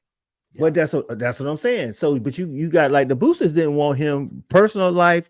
Like, really, that wasn't a hire of choice. You know what I'm saying? Right. And I'm like, you got to know that even when the money is on the table, because if that's all that's stacked up against you, your odds of winning are slim to none, bro. The higher choice for a lot of them boosters when Texas. There's thank you. Yeah. Thank you. That's what. But we as fans know that. So he's a smart guy. He should have known that. Again, at Louisville, they said the high school coaches didn't like him either. Like, he didn't come out well with the high school coach. Ego. That's what I'm saying. Egos be killing these dudes, bro. Mm-hmm. Ain't no doubt, guys. Yeah, and look, and Neilio's right. Mac Brown, look, he was the guy that could deal with all sides of it, right? Yep. He could deal with all sides of it. And there was a large segment of of those boosters that hated him. They finally pushed him out. Shit, he was out a couple of years after being back in the national championship game, and had Colt McCoy not got hurt in that game, they probably win. They were winning. Yeah. They were. And they came apart after that. They had a Heisman runner up that year. They probably win it, man. And so, and look, not to give any love to Texas, but I'm telling you, it's a tough place for anybody, much less Charlie. Expectation. Hey, sometimes you gotta just live with the problems you got instead of going and get these new problems, because you don't know if them new problems gonna work out. New problems might have a fat booty, but you don't know if them new problems gonna work out. The fence is always or the grass is always greener on the other side of the fence, right, guys? Yes. One of the I gotta tell you, one of the best things I've ever seen is there was a poster I was looking at, and it was the fence. It was cut into 4 sections. Yeah. And a cow in each section, and each cow had its head under the fence eating the grass on the other side, which reminds me of a lot of these guys, just like you're saying, Coach I. Right. It's always greener on the other side, and the whole deal is, stay and fertilize and water yours, and it'll be all right. That's all I'm saying. But Coach Brown, Mac Brown, guys, Sally made all the decisions at University of Texas. Just like Miss Terry makes them at Alabama. Miss Terry makes them at Alabama. Yeah. Hey, look, Mac, how can you not really? He's he's a good dude, man. I like Mac, bro. Yeah, I don't have a problem with Mac. Yeah. He was a good person. Anytime I met him, he was always very nice. Well, Coach, look what he's doing now, guys. Hey, Mac he out there trying to win that ACC, baby. Absolutely. He got a hell of a shot at it. What you talking about? They've been having at Texas. If Texas has more success than them this year, it'll be the first time for a while. Yeah. Mm-hmm. So that's the whole bottom line. Is I think it was a mistake. I think that there were some things that were suffering there that he wasn't. Guys, I tell you, and I have had a lot of kids that played at Texas, and I would always get that scoop from the kids. And at the end of the day, guys, ain't nobody going to make Texas happy. I don't give a damn who it is. They are not going to be happy with anybody. I guarantee you, even it's the reason why it's similar to Jerry Jones. He just want the boosters at Texas won't control like Jerry Jones wants to control. They don't care that they say they want to win. They say they want to win, but that's just on the outside. They really just they want to do it. They want to win, but they want to win it the only way they want it done, not how it should be done. Which don't work exactly. Yeah, no. Yep, got knocked out of that one early too. Yeah, I remember that. I remember that game too. So a two loss season for them. That's kind of like this. We still in the same rut. We don't put out, and that kind of goes to the question. Well, that'd be, but that would actually be an improvement for Sark. He's never won 10, so if he only has 2 losses, that's an improvement for Sark. That's his best season. Does he get there? I don't know.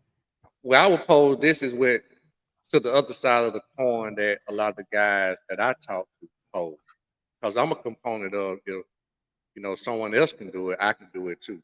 This is a situation, a prime situation of what they try to tell me is, but what happens when you think you get the guy and you pour all the resources into him and it still doesn't work? You gotta let him go. It's Sark, a prime example of giving you everything you need to bake the cake. You go buy the groceries. He number 2. We give you everything you need, but you still can't come through. He number 2. He number 2.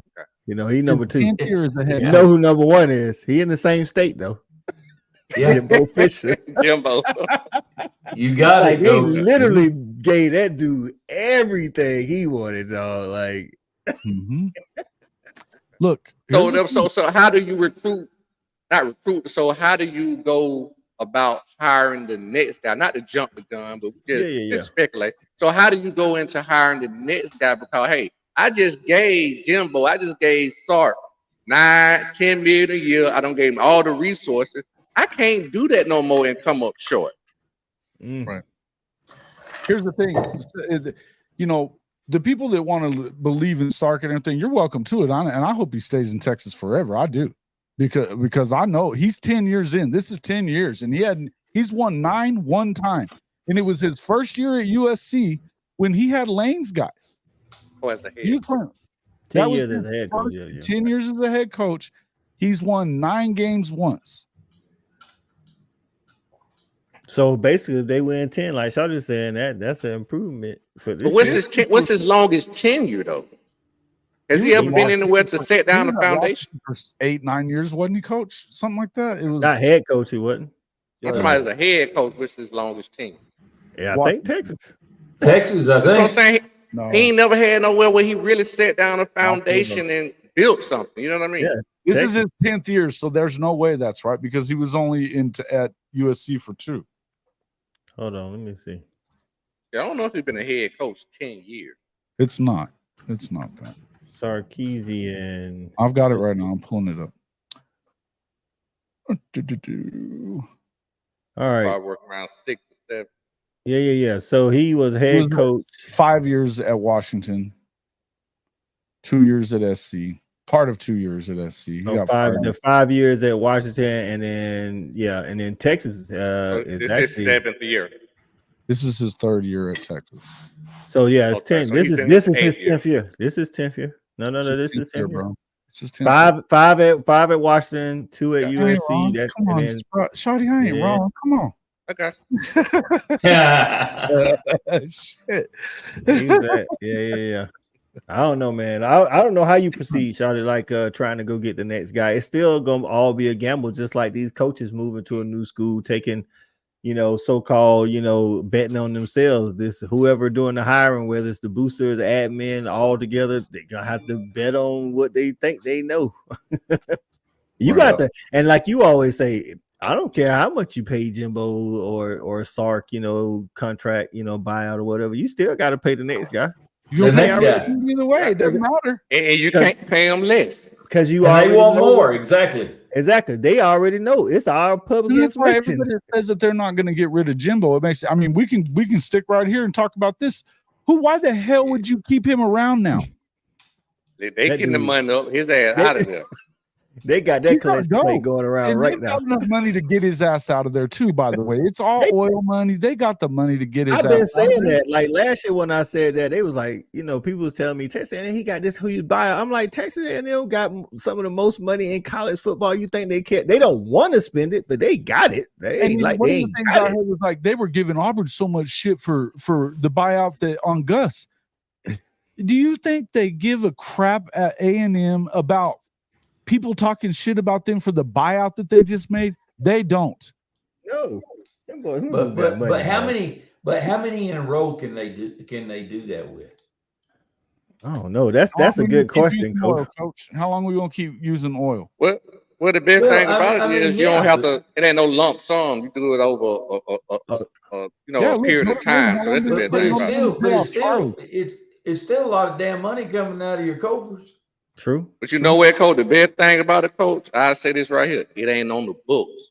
It's coming from unknown resources. Yeah. You know what I'm Amen, saying? brother. Yeah, Did you hear you're that right. rumor from? Did you hear that rumor from freaking OCF? Because y'all got to quit listening to that. No, crap. man. That can't be true. There's That no way ain't they're right. trying to There move ain't from no way Neil they Brown can to do that Jimbo, shit. dog. There ain't no Jimbo y'all wouldn't. listen to that Sometimes crap. you gotta go with fit too. You know what I'm saying? Like Jimbo definitely wouldn't fit at West Virginia, though. That's No. West Virginia blue collar. You know, ain't no way he ain't No, fit that's not there. on Here, CBD. I got a heard that question. somewhere. I know he heard that somewhere, and I know it was on OCF, Seth. And the I guy got a question for you guys. that ain't What's up? happening. As we're talking about this, so where does he fit? Jimbo, Yeah. I think the game don't move them by. Pass on. somebody's coordinator at best. Somebody's coordinator at best. I wouldn't hire him as a coordinator. I'm just saying. He too at best. antiquated. Yeah, he is. I think That's what I'm I saying. think it ends up being Duke's coach, man. Come on, think about it. No. They love him. Mike Elko, he gonna go Elko. to he Mike Elko is a good coach. They love him Elko there does too. a hell of a They love job. him there. He just left there. I think that Mike Elko would be the guy that he'd be the one that makes the most sense, which may mean that he don't get the damn job. Mike How Elko can- might fool around here and be in Penn State if James Franklin don't win this weekend. You're right. How can you expect a guy like Jimbo to go somewhere and do better with less? He got more in doing He's less not. before. He's Exactly. going to make Thank them you. fire him, and he's Exactly. going to go right off into the damn sunset because who the hell wants him in that clip in that big ass freaking notebook of fucking plays? Nobody. Yeah. Everybody else has got a freaking index card. He's got a big ass binder. That guy from North Dakota State, the stat talking about, he good too. Yeah. He is. But me and Shawty was talking about You know that who else is? early You know who else days. is the guy at Texas State right now. Yeah. Like, what about Sean Lewis, the OC of Colorado, man? Shawty was talking about That one. He And got a also Heisman candidate he coaching, coaching a Jeff good Traylor. offense. Jeff Traylor. Jeff Lebby. Not Jeff Lebby yet. I wouldn't be surprised if that happened. I wouldn't.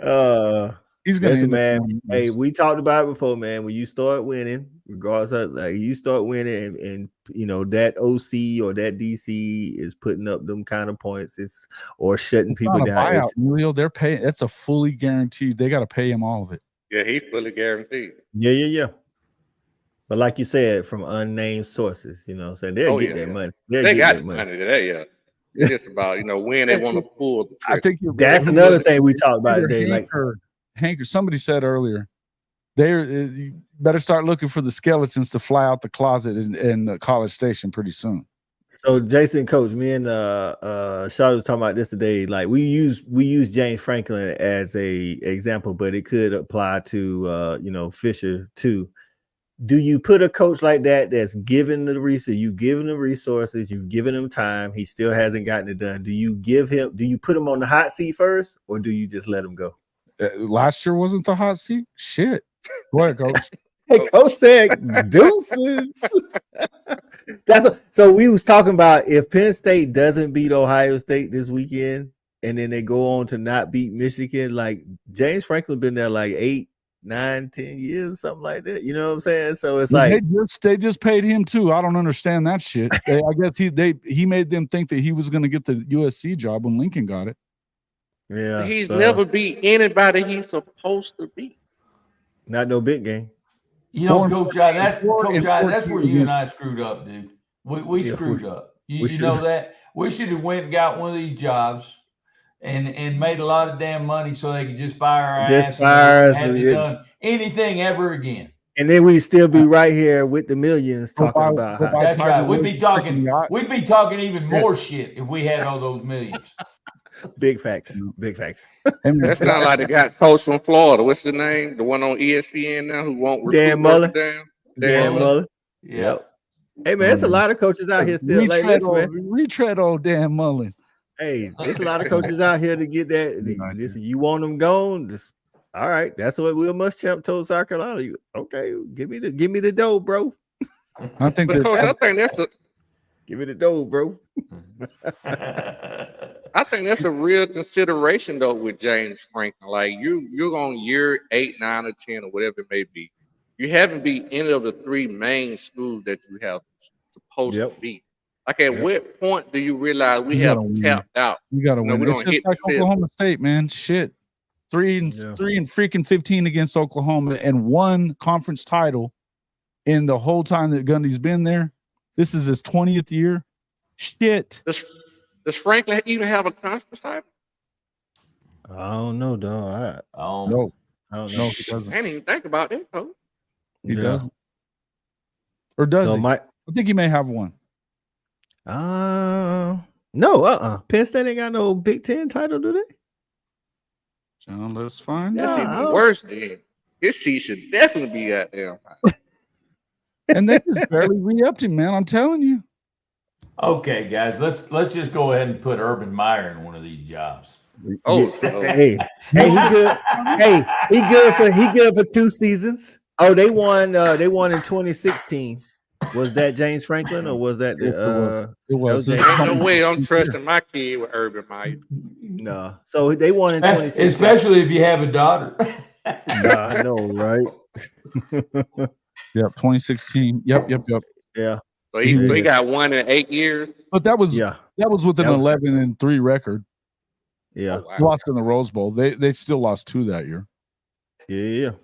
In the conference. Let me tell it was Michigan. If I had to guess, it was Michigan, Ohio State. Yeah. I'm sure Michigan State or Michigan State or something. He's only beat Ohio State once, so that makes sense. Yeah. I'm just He beat saying. Michigan 3 times, and Michigan was bad. Even after Harbaugh got there, they were bad. They still bad. Yeah. How do you have a losing record against Michigan State? Hey. D'Antonio, they were better. D'Antonio I think D'Antonio was a good coach. He didn't have a lot of. I don't think he had the talent that they had, but I think he was a good coach. I'm just saying I can't give you, $8 million a year and you coming up 4th. Well, I guess they paid him for coming up 3rd because lately he been coming up. And listen, we out here saying Penn State, should be up here. Do Penn State really believe that if they hold on to James Franklin? I think this weekend got a lot to do with it, coach. I think a lot gonna change. If you're not gonna beat them now, when are you? If you're not gonna beat them now, when are you? Because they're this is the year that you can actually say that your roster is as good as theirs. Yeah, exactly. And we talked about, me and Shawty also talked about timing. Like coach was saying if they don't beat Ohio State, he out. Like, and I compared him to Mark Richt because Mark Richt didn't get a so-called hot seat year, you know what I'm saying? But there was other factors that Shawty brought up that, like, Kirby came on the market and we had to get off. Hey, should have get off the pot. You know what I'm saying? He was almost in Columbia, so they was like, "All right, Mark, you got to go." Even though Mark Richt won 10 games his last year, you know what I'm saying? They was like, "Sorry, dog, we appreciate what you done, but we're gonna have to go in another direction." Right, exactly. Capo Cranch just said it too, and Cody was talking about this last weekend, and then that idiot Jason Sherman guy or whatever, but he was talking all that stupid stuff too. But look. This is real. It even came out of his mouth. I didn't think the dude had the balls to do such a thing. He said he hasn't been engaged in 10 years. He's rarely at office. The last 2 weeks, he's been in there scripting plays, getting the plays together, that kind of stuff. Making a mockery of the administration. I fire his ass just for admitting it. Thank That's you. what I'm saying. So you come back and win, and then he admits it. He has the balls to say, yeah, well, now I'm engaged. Asshole, you didn't get engaged until after you lost to freaking South Alabama, and then it took the loss to Iowa State. And apparently, the athletic director probably had to get in his ass. Apparently, there was a conversation right after the game in Ames. Yo, there was. I heard about it. Yeah. Yeah. It's crazy. So it's amazing to me. Place. Well, go to that next comment, Jason, from Eric. So Yeah, I agree. I think, like, I know we want to say that, but again, every coach has an ego. He's also had, and I'm not saying he's going to leave for Texas State, and I'm not saying he's leaving for South Alabama. He's already had those offers. Exactly, that's what I'm saying. But I don't think the back part of that statement ain't true. I don't know if it's not going to necessarily take 3 to 5 years. Dan Lanning wasn't our defensive coordinator for 3 to 5 years. Jobs come open all the time, and like I say, if State they make a run into the, I'm not saying that Jeff Lebby is top of Penn State list. All I'm saying is Penn State is one of those right jobs. I'm just saying. Sure. So if Franklin gets fired, why wouldn't Texas A&M be? You're going to be in the SEC. SEC that's what I'm saying. So, like, I don't know about 3 to 5 years. No, like, as much as he's an OU guy, he went to Oklahoma, played at Oklahoma. I get it. That don't mean shit when it comes to this. And look, a lot of people thought that he would hang around long enough to see if BV was going to be the guy to be a head coach. It's clear that he is. There's other offensive coordinators out there. Yeah, it is. Come on now. Give it a little time. It was just in year Mr. 2. That's Echo, all I'm saying. hush up. And just real talk, Jason, though, just real talk. If you look at a lot of history, most programs under coaches have the biggest turnaround on year 2. They do. You got to give it a little time. Bro. You got to give it a little time, bro. Yeah, Gene Chizik won his national championship in year 2, and he was fired after year 3. Same with Coach O. Look at LSU coach, same way. Coach O. And he was at LA. He was a Louisiana guy. But that's tough, bro. You get fired from your alma mater. Bro, you know what he did? He was doing some shit though. I know. I'm saying that's tough, bro. Damn. That's tough. You know, when they don't agree. Tell you what the hell it was. Oof. Bro, he was sleeping with one of the admin's wife or something, dog. Like, that was crazy, dog. He said, just one. He said, look, we got one of the best offenses in college football history. I can do what I want to do. Well, hey, Les was banging co-eds, so you know. We had this conversation about VB like in year 4. And that's why I really brought it up last night about, like, say for instance, if you guys just say you go 12-2 to get some natty. But if your ass go, 6 and 7 the next year, or 8 and 4, I'm gonna have some problem with VB now. Trust me. That sandwich. I be talking about that sandwich. Trust me. It ain't gonna be like we talking about him now. You're gonna be like, with the HE hockey stick going on, he better get it together. Yeah. If he don't do it next year. Yeah. Listen, I guarantee you that there's no real, and that's why I say that nobody's really that safe. I think you're more safe in a college job when you have Jimmy Sexton as your freaking, agent, which they all do pretty much, that he sets it up to where you're gonna get paid. You're gonna get paid. And some schools can't afford to just hire and fire the same way that Oklahoma or Alabama or A&M or any of those guys could. You know what I mean? 3 to 5 years, Eric. I don't know. Listen, what'd you put up earlier, Jason? Y'all top 4 offense, right? If y'all top 4 offense next year and the job top 15 last year, they were top 15 last year. That was the one good thing about Oklahoma was the offense. They still caught hell. Hey, just like Dan Lanning left it after year 3. Like, it don't take that long if you actually producing. If you want to leave, there's jobs out there. You're not wrong. And Texas A&M, come on, Texas A&M about to be open, bro. It was him or BV. The worst thing BB could have did was win, beat Texas this year. And I'm just saying Mhm. that to make this larger point. If Yeah. he would have came out this year and won 8 or 9 games, guess what the storyline would have been? He getting better. I like better. what he's doing. I love it. But Hold on. I should have said I can't do He that. put Not the- out he here. put He the mess pressure around on to come them. out and win 13 games. Ain't no going back, coach. There's You not. can't go There's back. not. There's not. But I'm going to tell you about Oklahoma. It's very similar to how it is in places like Alabama and stuff like that. If they didn't get to 9 wins this year, at least, and more like 10, there was not going to be a lot of happy people around Oklahoma that were supporting him. I promise you that, particularly with this schedule that everybody likes to talk about. So you saying 8-4, BV would have had to have some tough combos. It would have been, you better be But better they're better than 6 in or your 7. first year in the SEC. You got to be better in your first year in the SEC than that. Yeah.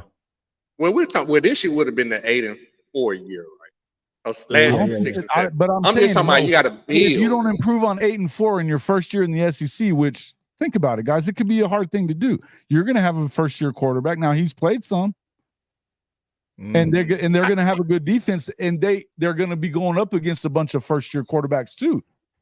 But that doesn't mean that freaking you're going to improve on 8-4 in your first year in the SEC. But I think you get a mullet, him in somewhat a of a bad mullet. position. The It first would year. have put him in a bad position. If he wins 10 this year, or 11, or 12, then he can do 8-4 next year and be alive. He gets some Right, grace. okay. He gets some grace Yeah, for that. yeah. He gets some I'm with grace you. for that. But you saying if he go 8-4 this year, then turn around and do a 75, 8-4, that Right. grace ain't the same. That's right. Yeah, He might coaches still buy get one grace more up. year. He might Yeah. still get one more year, but he might not. Like Franklin, that's why Franklin I don't think Franklin would get fired this year, even if he don't do it, because he bought grace with that 11-2 season last year because they was right on the cusp. No, I don't think that it. They should. I don't think that They it would hurt. should. It would help him. I don't think that it would help him a ton to go 8-4, 7-5 if he goes undefeated this year. Because you're the defending national champion, you should be able to go in anywhere. And if you go undefeated and win it all, you should be able to win anywhere, right? But that being said, it's still a tough conference, and we know that, even though it's a little down this year. And they're going to be the one good thing I would say, as much as it, just going by history, you think, okay, well, next year's going to be a tough schedule for them. They get Alabama at home. They're going to have another first-year quarterback, probably, or unless Milroe, they're on the road. They're on the road at LSU. Who knows who they're going to have? But I mean, if you see them go 10-2 in their first year, you're not going to be upset with that. No. Because 10-2, Auburn, 12 team playoffs, 10-2. Who knows? 10-2 might get you in the playoffs. You might make at large. And there you depending on who go. those losses are against. You might still There you have go. a The shot. 12-team playoff will also help that. If you can get yourself back into that playoff, which if you're the national champion, you would at 10-2. Shit, 10-2 in the SEC, you still may get in there.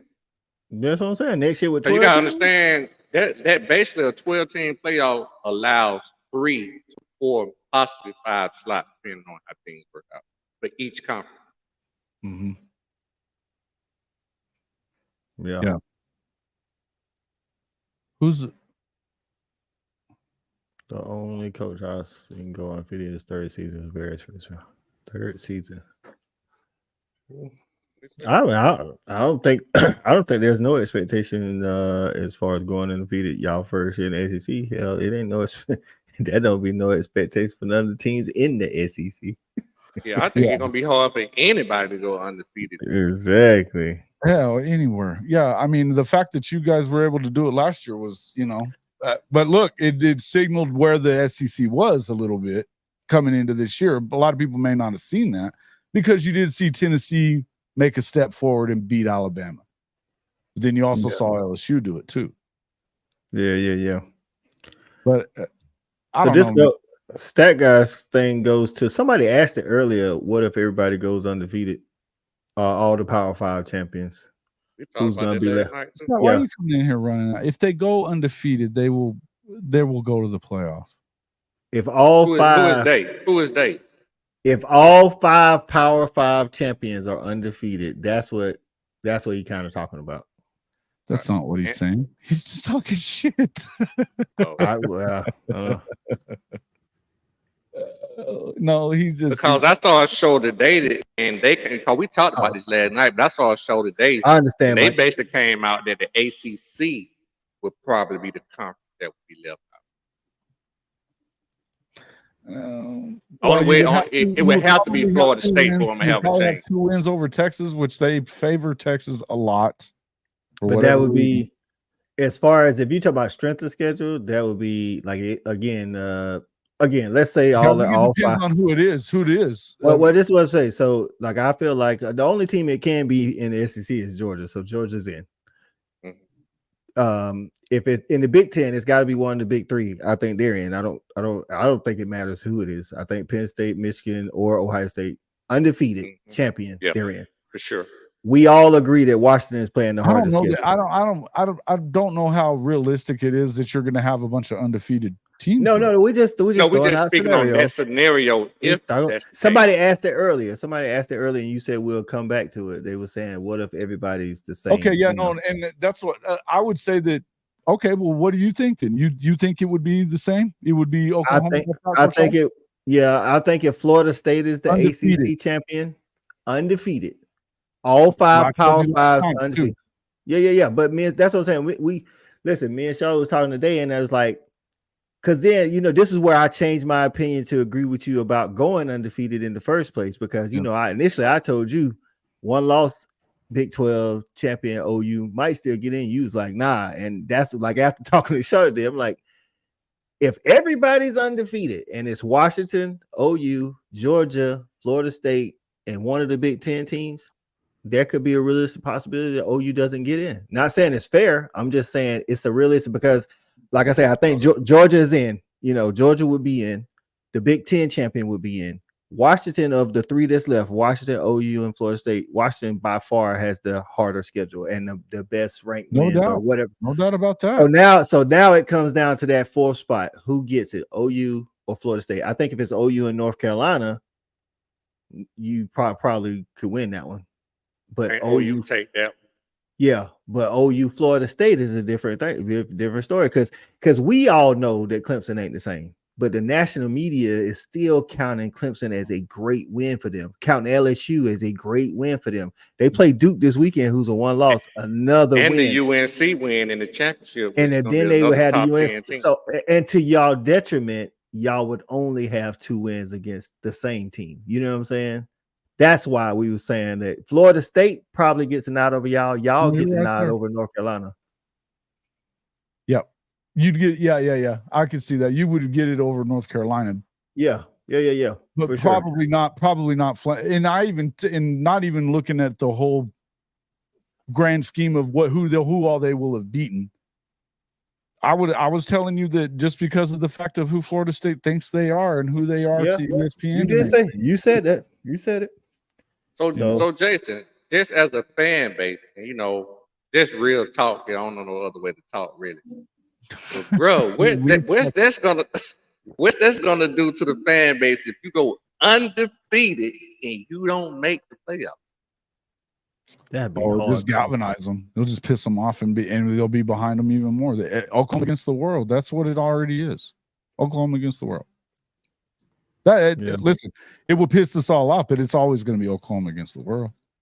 It would just put everybody behind them even more. And it might get, and they probably won't want to hear this. Dylan probably stays then because he's got another year if he wants it.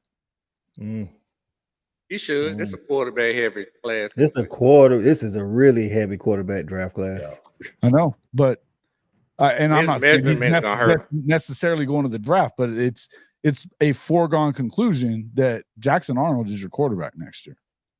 Mm-hmm. If they win the national championship, I think that's a question. There becomes a question.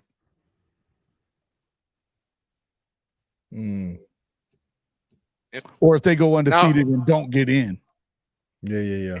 And to Mars James' point we talked about as well. Now we don't think everybody's going to go undefeated. It's more likely that we have all 1 loss conference champions. To be honest, that's more likely than everybody going undefeated. But even if you had 1 loss conference, That It's kind of still still kinda puts you in the same for scenario sure. that we just Same talked about. situation. And Neilio, I agree with you. I think that the more that this goes on, I mean, you know, we could draw the parallels all day long, all the way down to the left-handed quarterback shit. Yeah. Playing Arkansas State in game 1 of the year. Weird.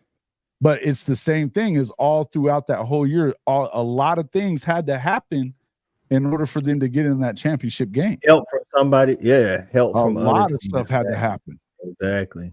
That's exactly what we was talking about. And that's kind of where it is. It's like I think it is realistic that we see all one loss. Don't yell at me, Lori. Do not yell at conference me. champions, but Don't yell at me. if there's gonna be a year where there's DB 5 will change his undefeated mind conference if they win the champions, it's national this year. It's this year. So, I'm not Coach, saying let it's me gonna ask you this. Notre Dame, so what we trying to play spoiler now? Hell, that's all we can do. Yeah. Getting I that mean, New Year's fixed. we're out of the picture. We're out of the, you know, the best thing we can hope for, Shawty, is to play in a New Year's 6th game. I mean, Who would you want to match up with, Coach? OU. Oh, Coach want that smoke. Coach, you know something I never asked you. How you feel about Marcus Freeman? You think he the guy? I do. I Okay. think he is the guy. I think, you know, I think he's young. I think he's obviously made some, you know, learning curve mistakes along the way. True. Young. I Coach tell you respect. what, I tell you what I'm really excited about is, and I want to see what happens with this. You know, our president is going to be replaced this next year. He's resigned, and you know we're already getting a new athletic director, and so do we get a president that is a little bit more sports minded to where now we kind of fall in with the rest of the country in how we do some things at Notre Dame that are outdated and keep us That's a good from point, Coach. being successful in some ways. I mean, you know, I'm not going to say we're not successful because we continue to win, you know, decently year in and year out. But Yeah.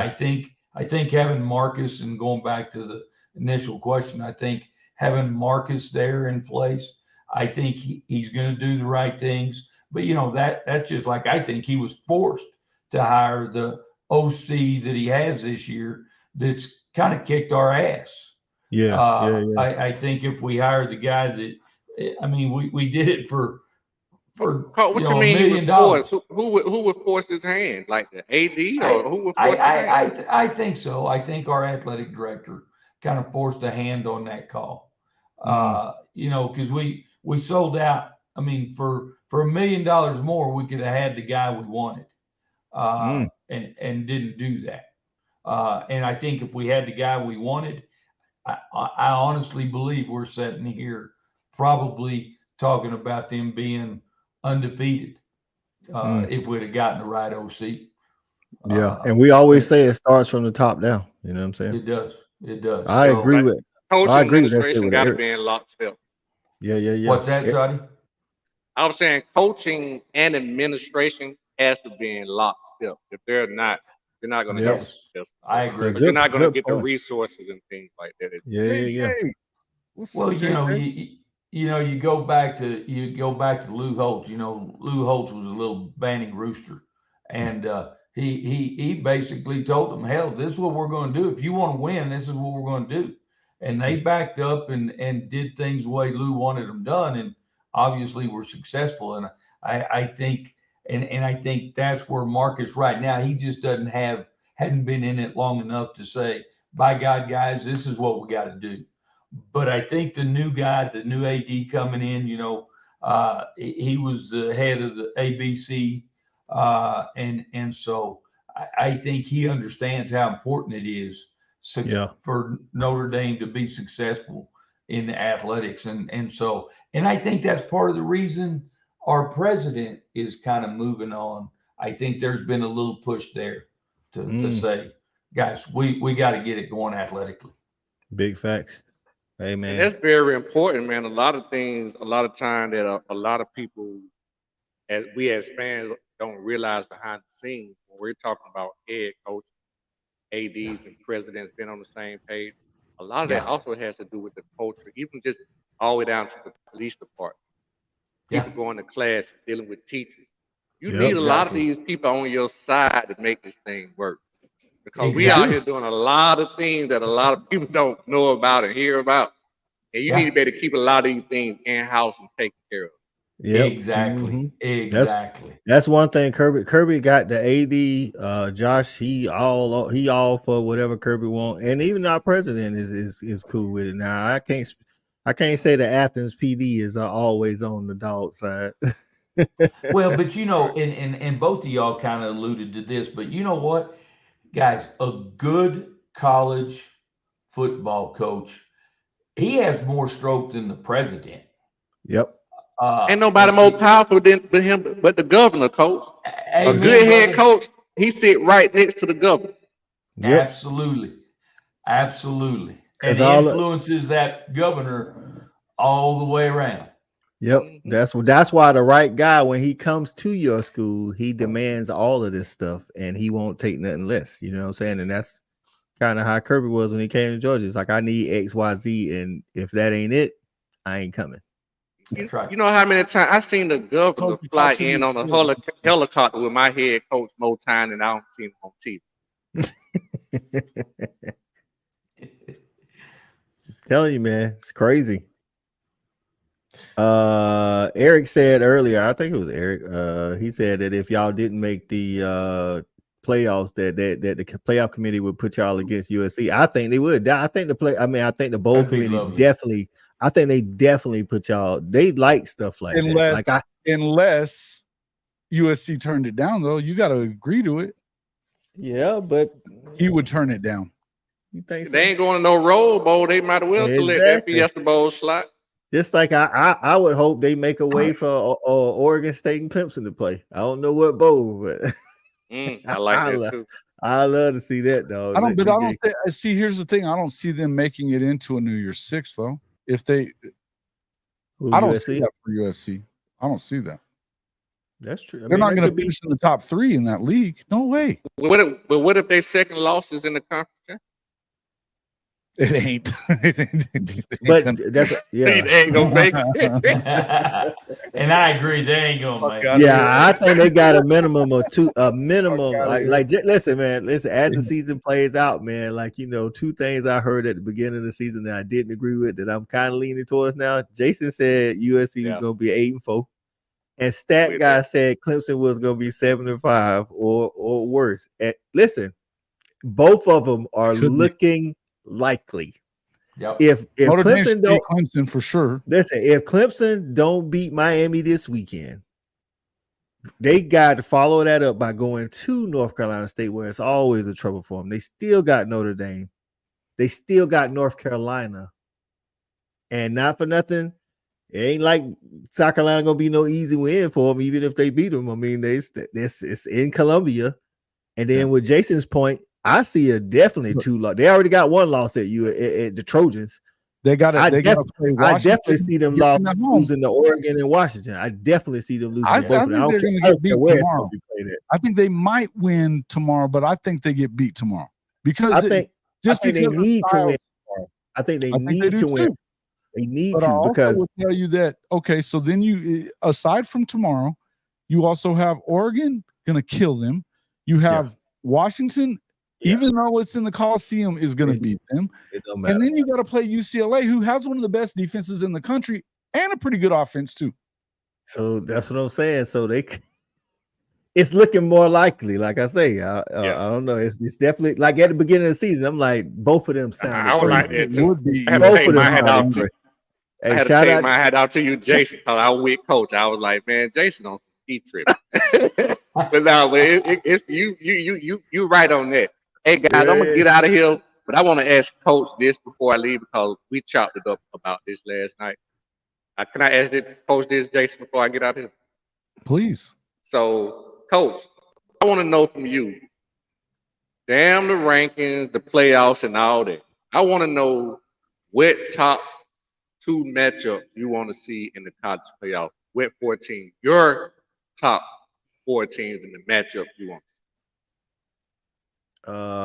Washington. Whether they eligible or not.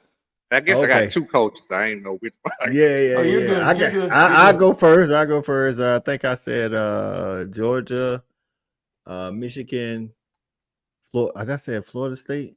No, I said Washington, Georgia, Michigan, and I said OU. I like to see OU in the playoff. Well, first who though? Washington. Versus. Okay. I Yeah. want So to know the matchup. I would want to see. I want to see Washington first round. I want to see Washington versus OU.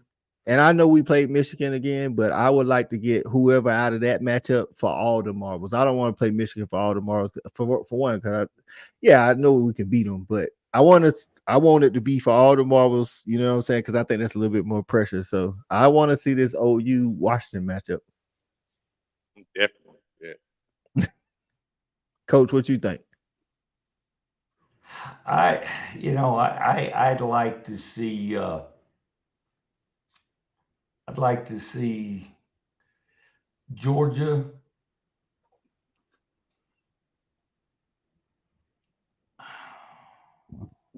Excuse me. Michigan. Everybody like Georgia and Michigan. Okay. I would like that. They fans on Twitter been talking about what if. That's one reason why I want to play them. Like, if we did, Sure, okay. sure.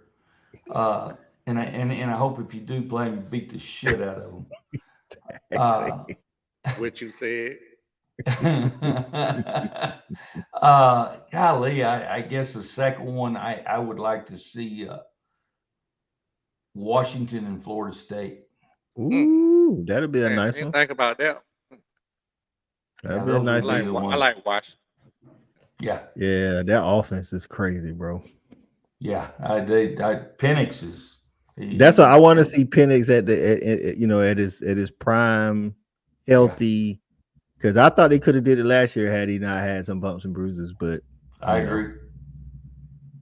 I tell you what, talking about matchups and stuff, Shawty, you asked earlier, and we were talking about OU and playing suck. But I would love Notre Dame to play LSU. Ooh, I like that too. I like that too.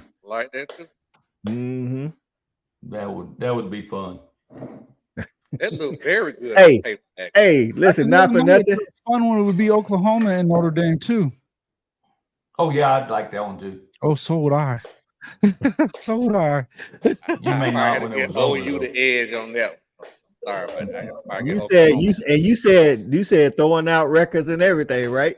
Yeah, just what you want. Yeah, I like to see. Hey, I like to see a rematch of Oregon and Colorado because it was a little bad blood with the whole locker room speech and stuff like that.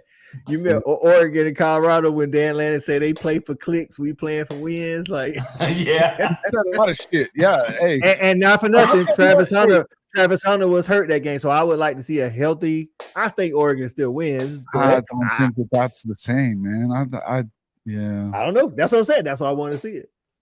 They front seven did better, way better. That's what I think they still win, but just because of what went on during that week and during that game, I'd like to see what. Yeah, I'd like to see it again. They was out, man. That's just really what they bought. They was out. They was big facts. They was out, man. Guys, I appreciate it. I'm gonna have to get out of here, man. I gotta eat something. Yeah, it's about to be midnight on the East Coast, dog. I gotta get up out of here. I need to go drink something. All right, what you said. Guys, we appreciate you guys coming in. Shawty, tell everybody how to find you. Yeah, man. You guys can find me on Wednesday night at 9:30 on YouTube. Just my damn opinion. They like assholes. Everybody got one. Guess what? I got one. But shizzle. I love it. Coach I.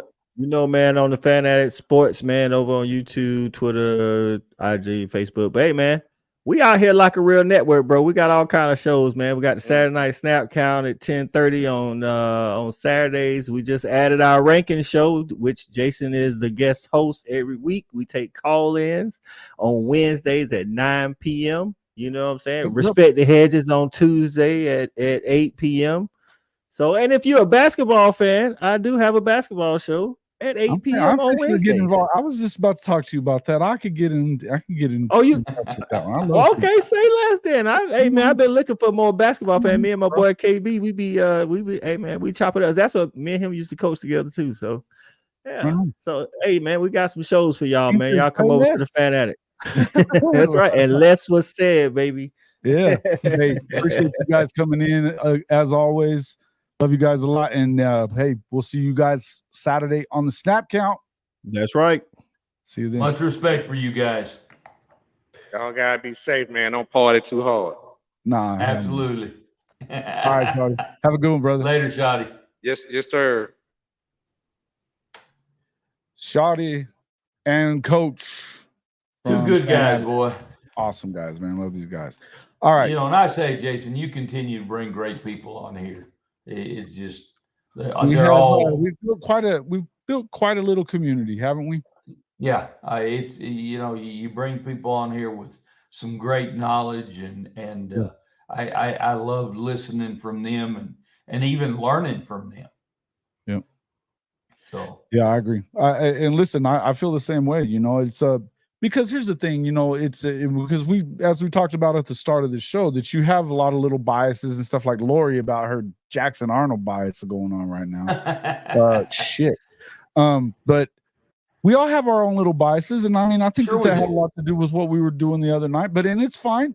But the thing is that when you start here, the more people you have in from that are given all these different perspectives, you can actually work through some of that stuff and realize, look, being a journalist first, I've always been about the truth. I mean, YouTube's a little different because you can do the Homer thing if you want to, right? Right. Newspaper, that's not the way it goes. So to me, it was like one of those deals where I'm glad that wasn't how it went down, you know, early on for me, because it just, you know, I don't know.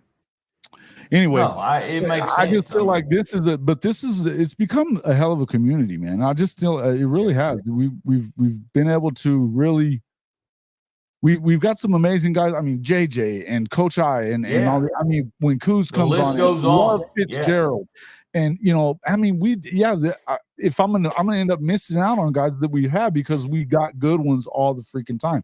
Of course, you want to talk about Coop and Jay and freaking K Chris and all those guys. You know, and then we even had Nino on that time, and you know, being a Texas guy as much as he is, the Lone Star kids are I love those dudes.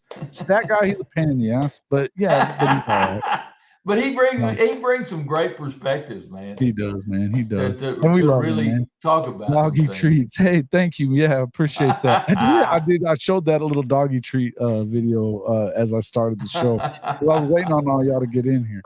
But Big Dave, yes, Big Dave. Hey, Big Dave has been one of my favorite guests, period. Yeah. Love that guy. I think he's one of the best people I know. Right. And that's the other thing. All these guys are good folks. You know what I mean? It's we just haven't run into a lot of them that are bad. Right. But Bishop Frank, thank you very much for the doggy treats. We appreciate that a lot. Yeah. Big Steve Goldman. Love that guy too. Look, you're not the only one, but Lori, here's the thing. If they win the national championship, he needs to come back next year.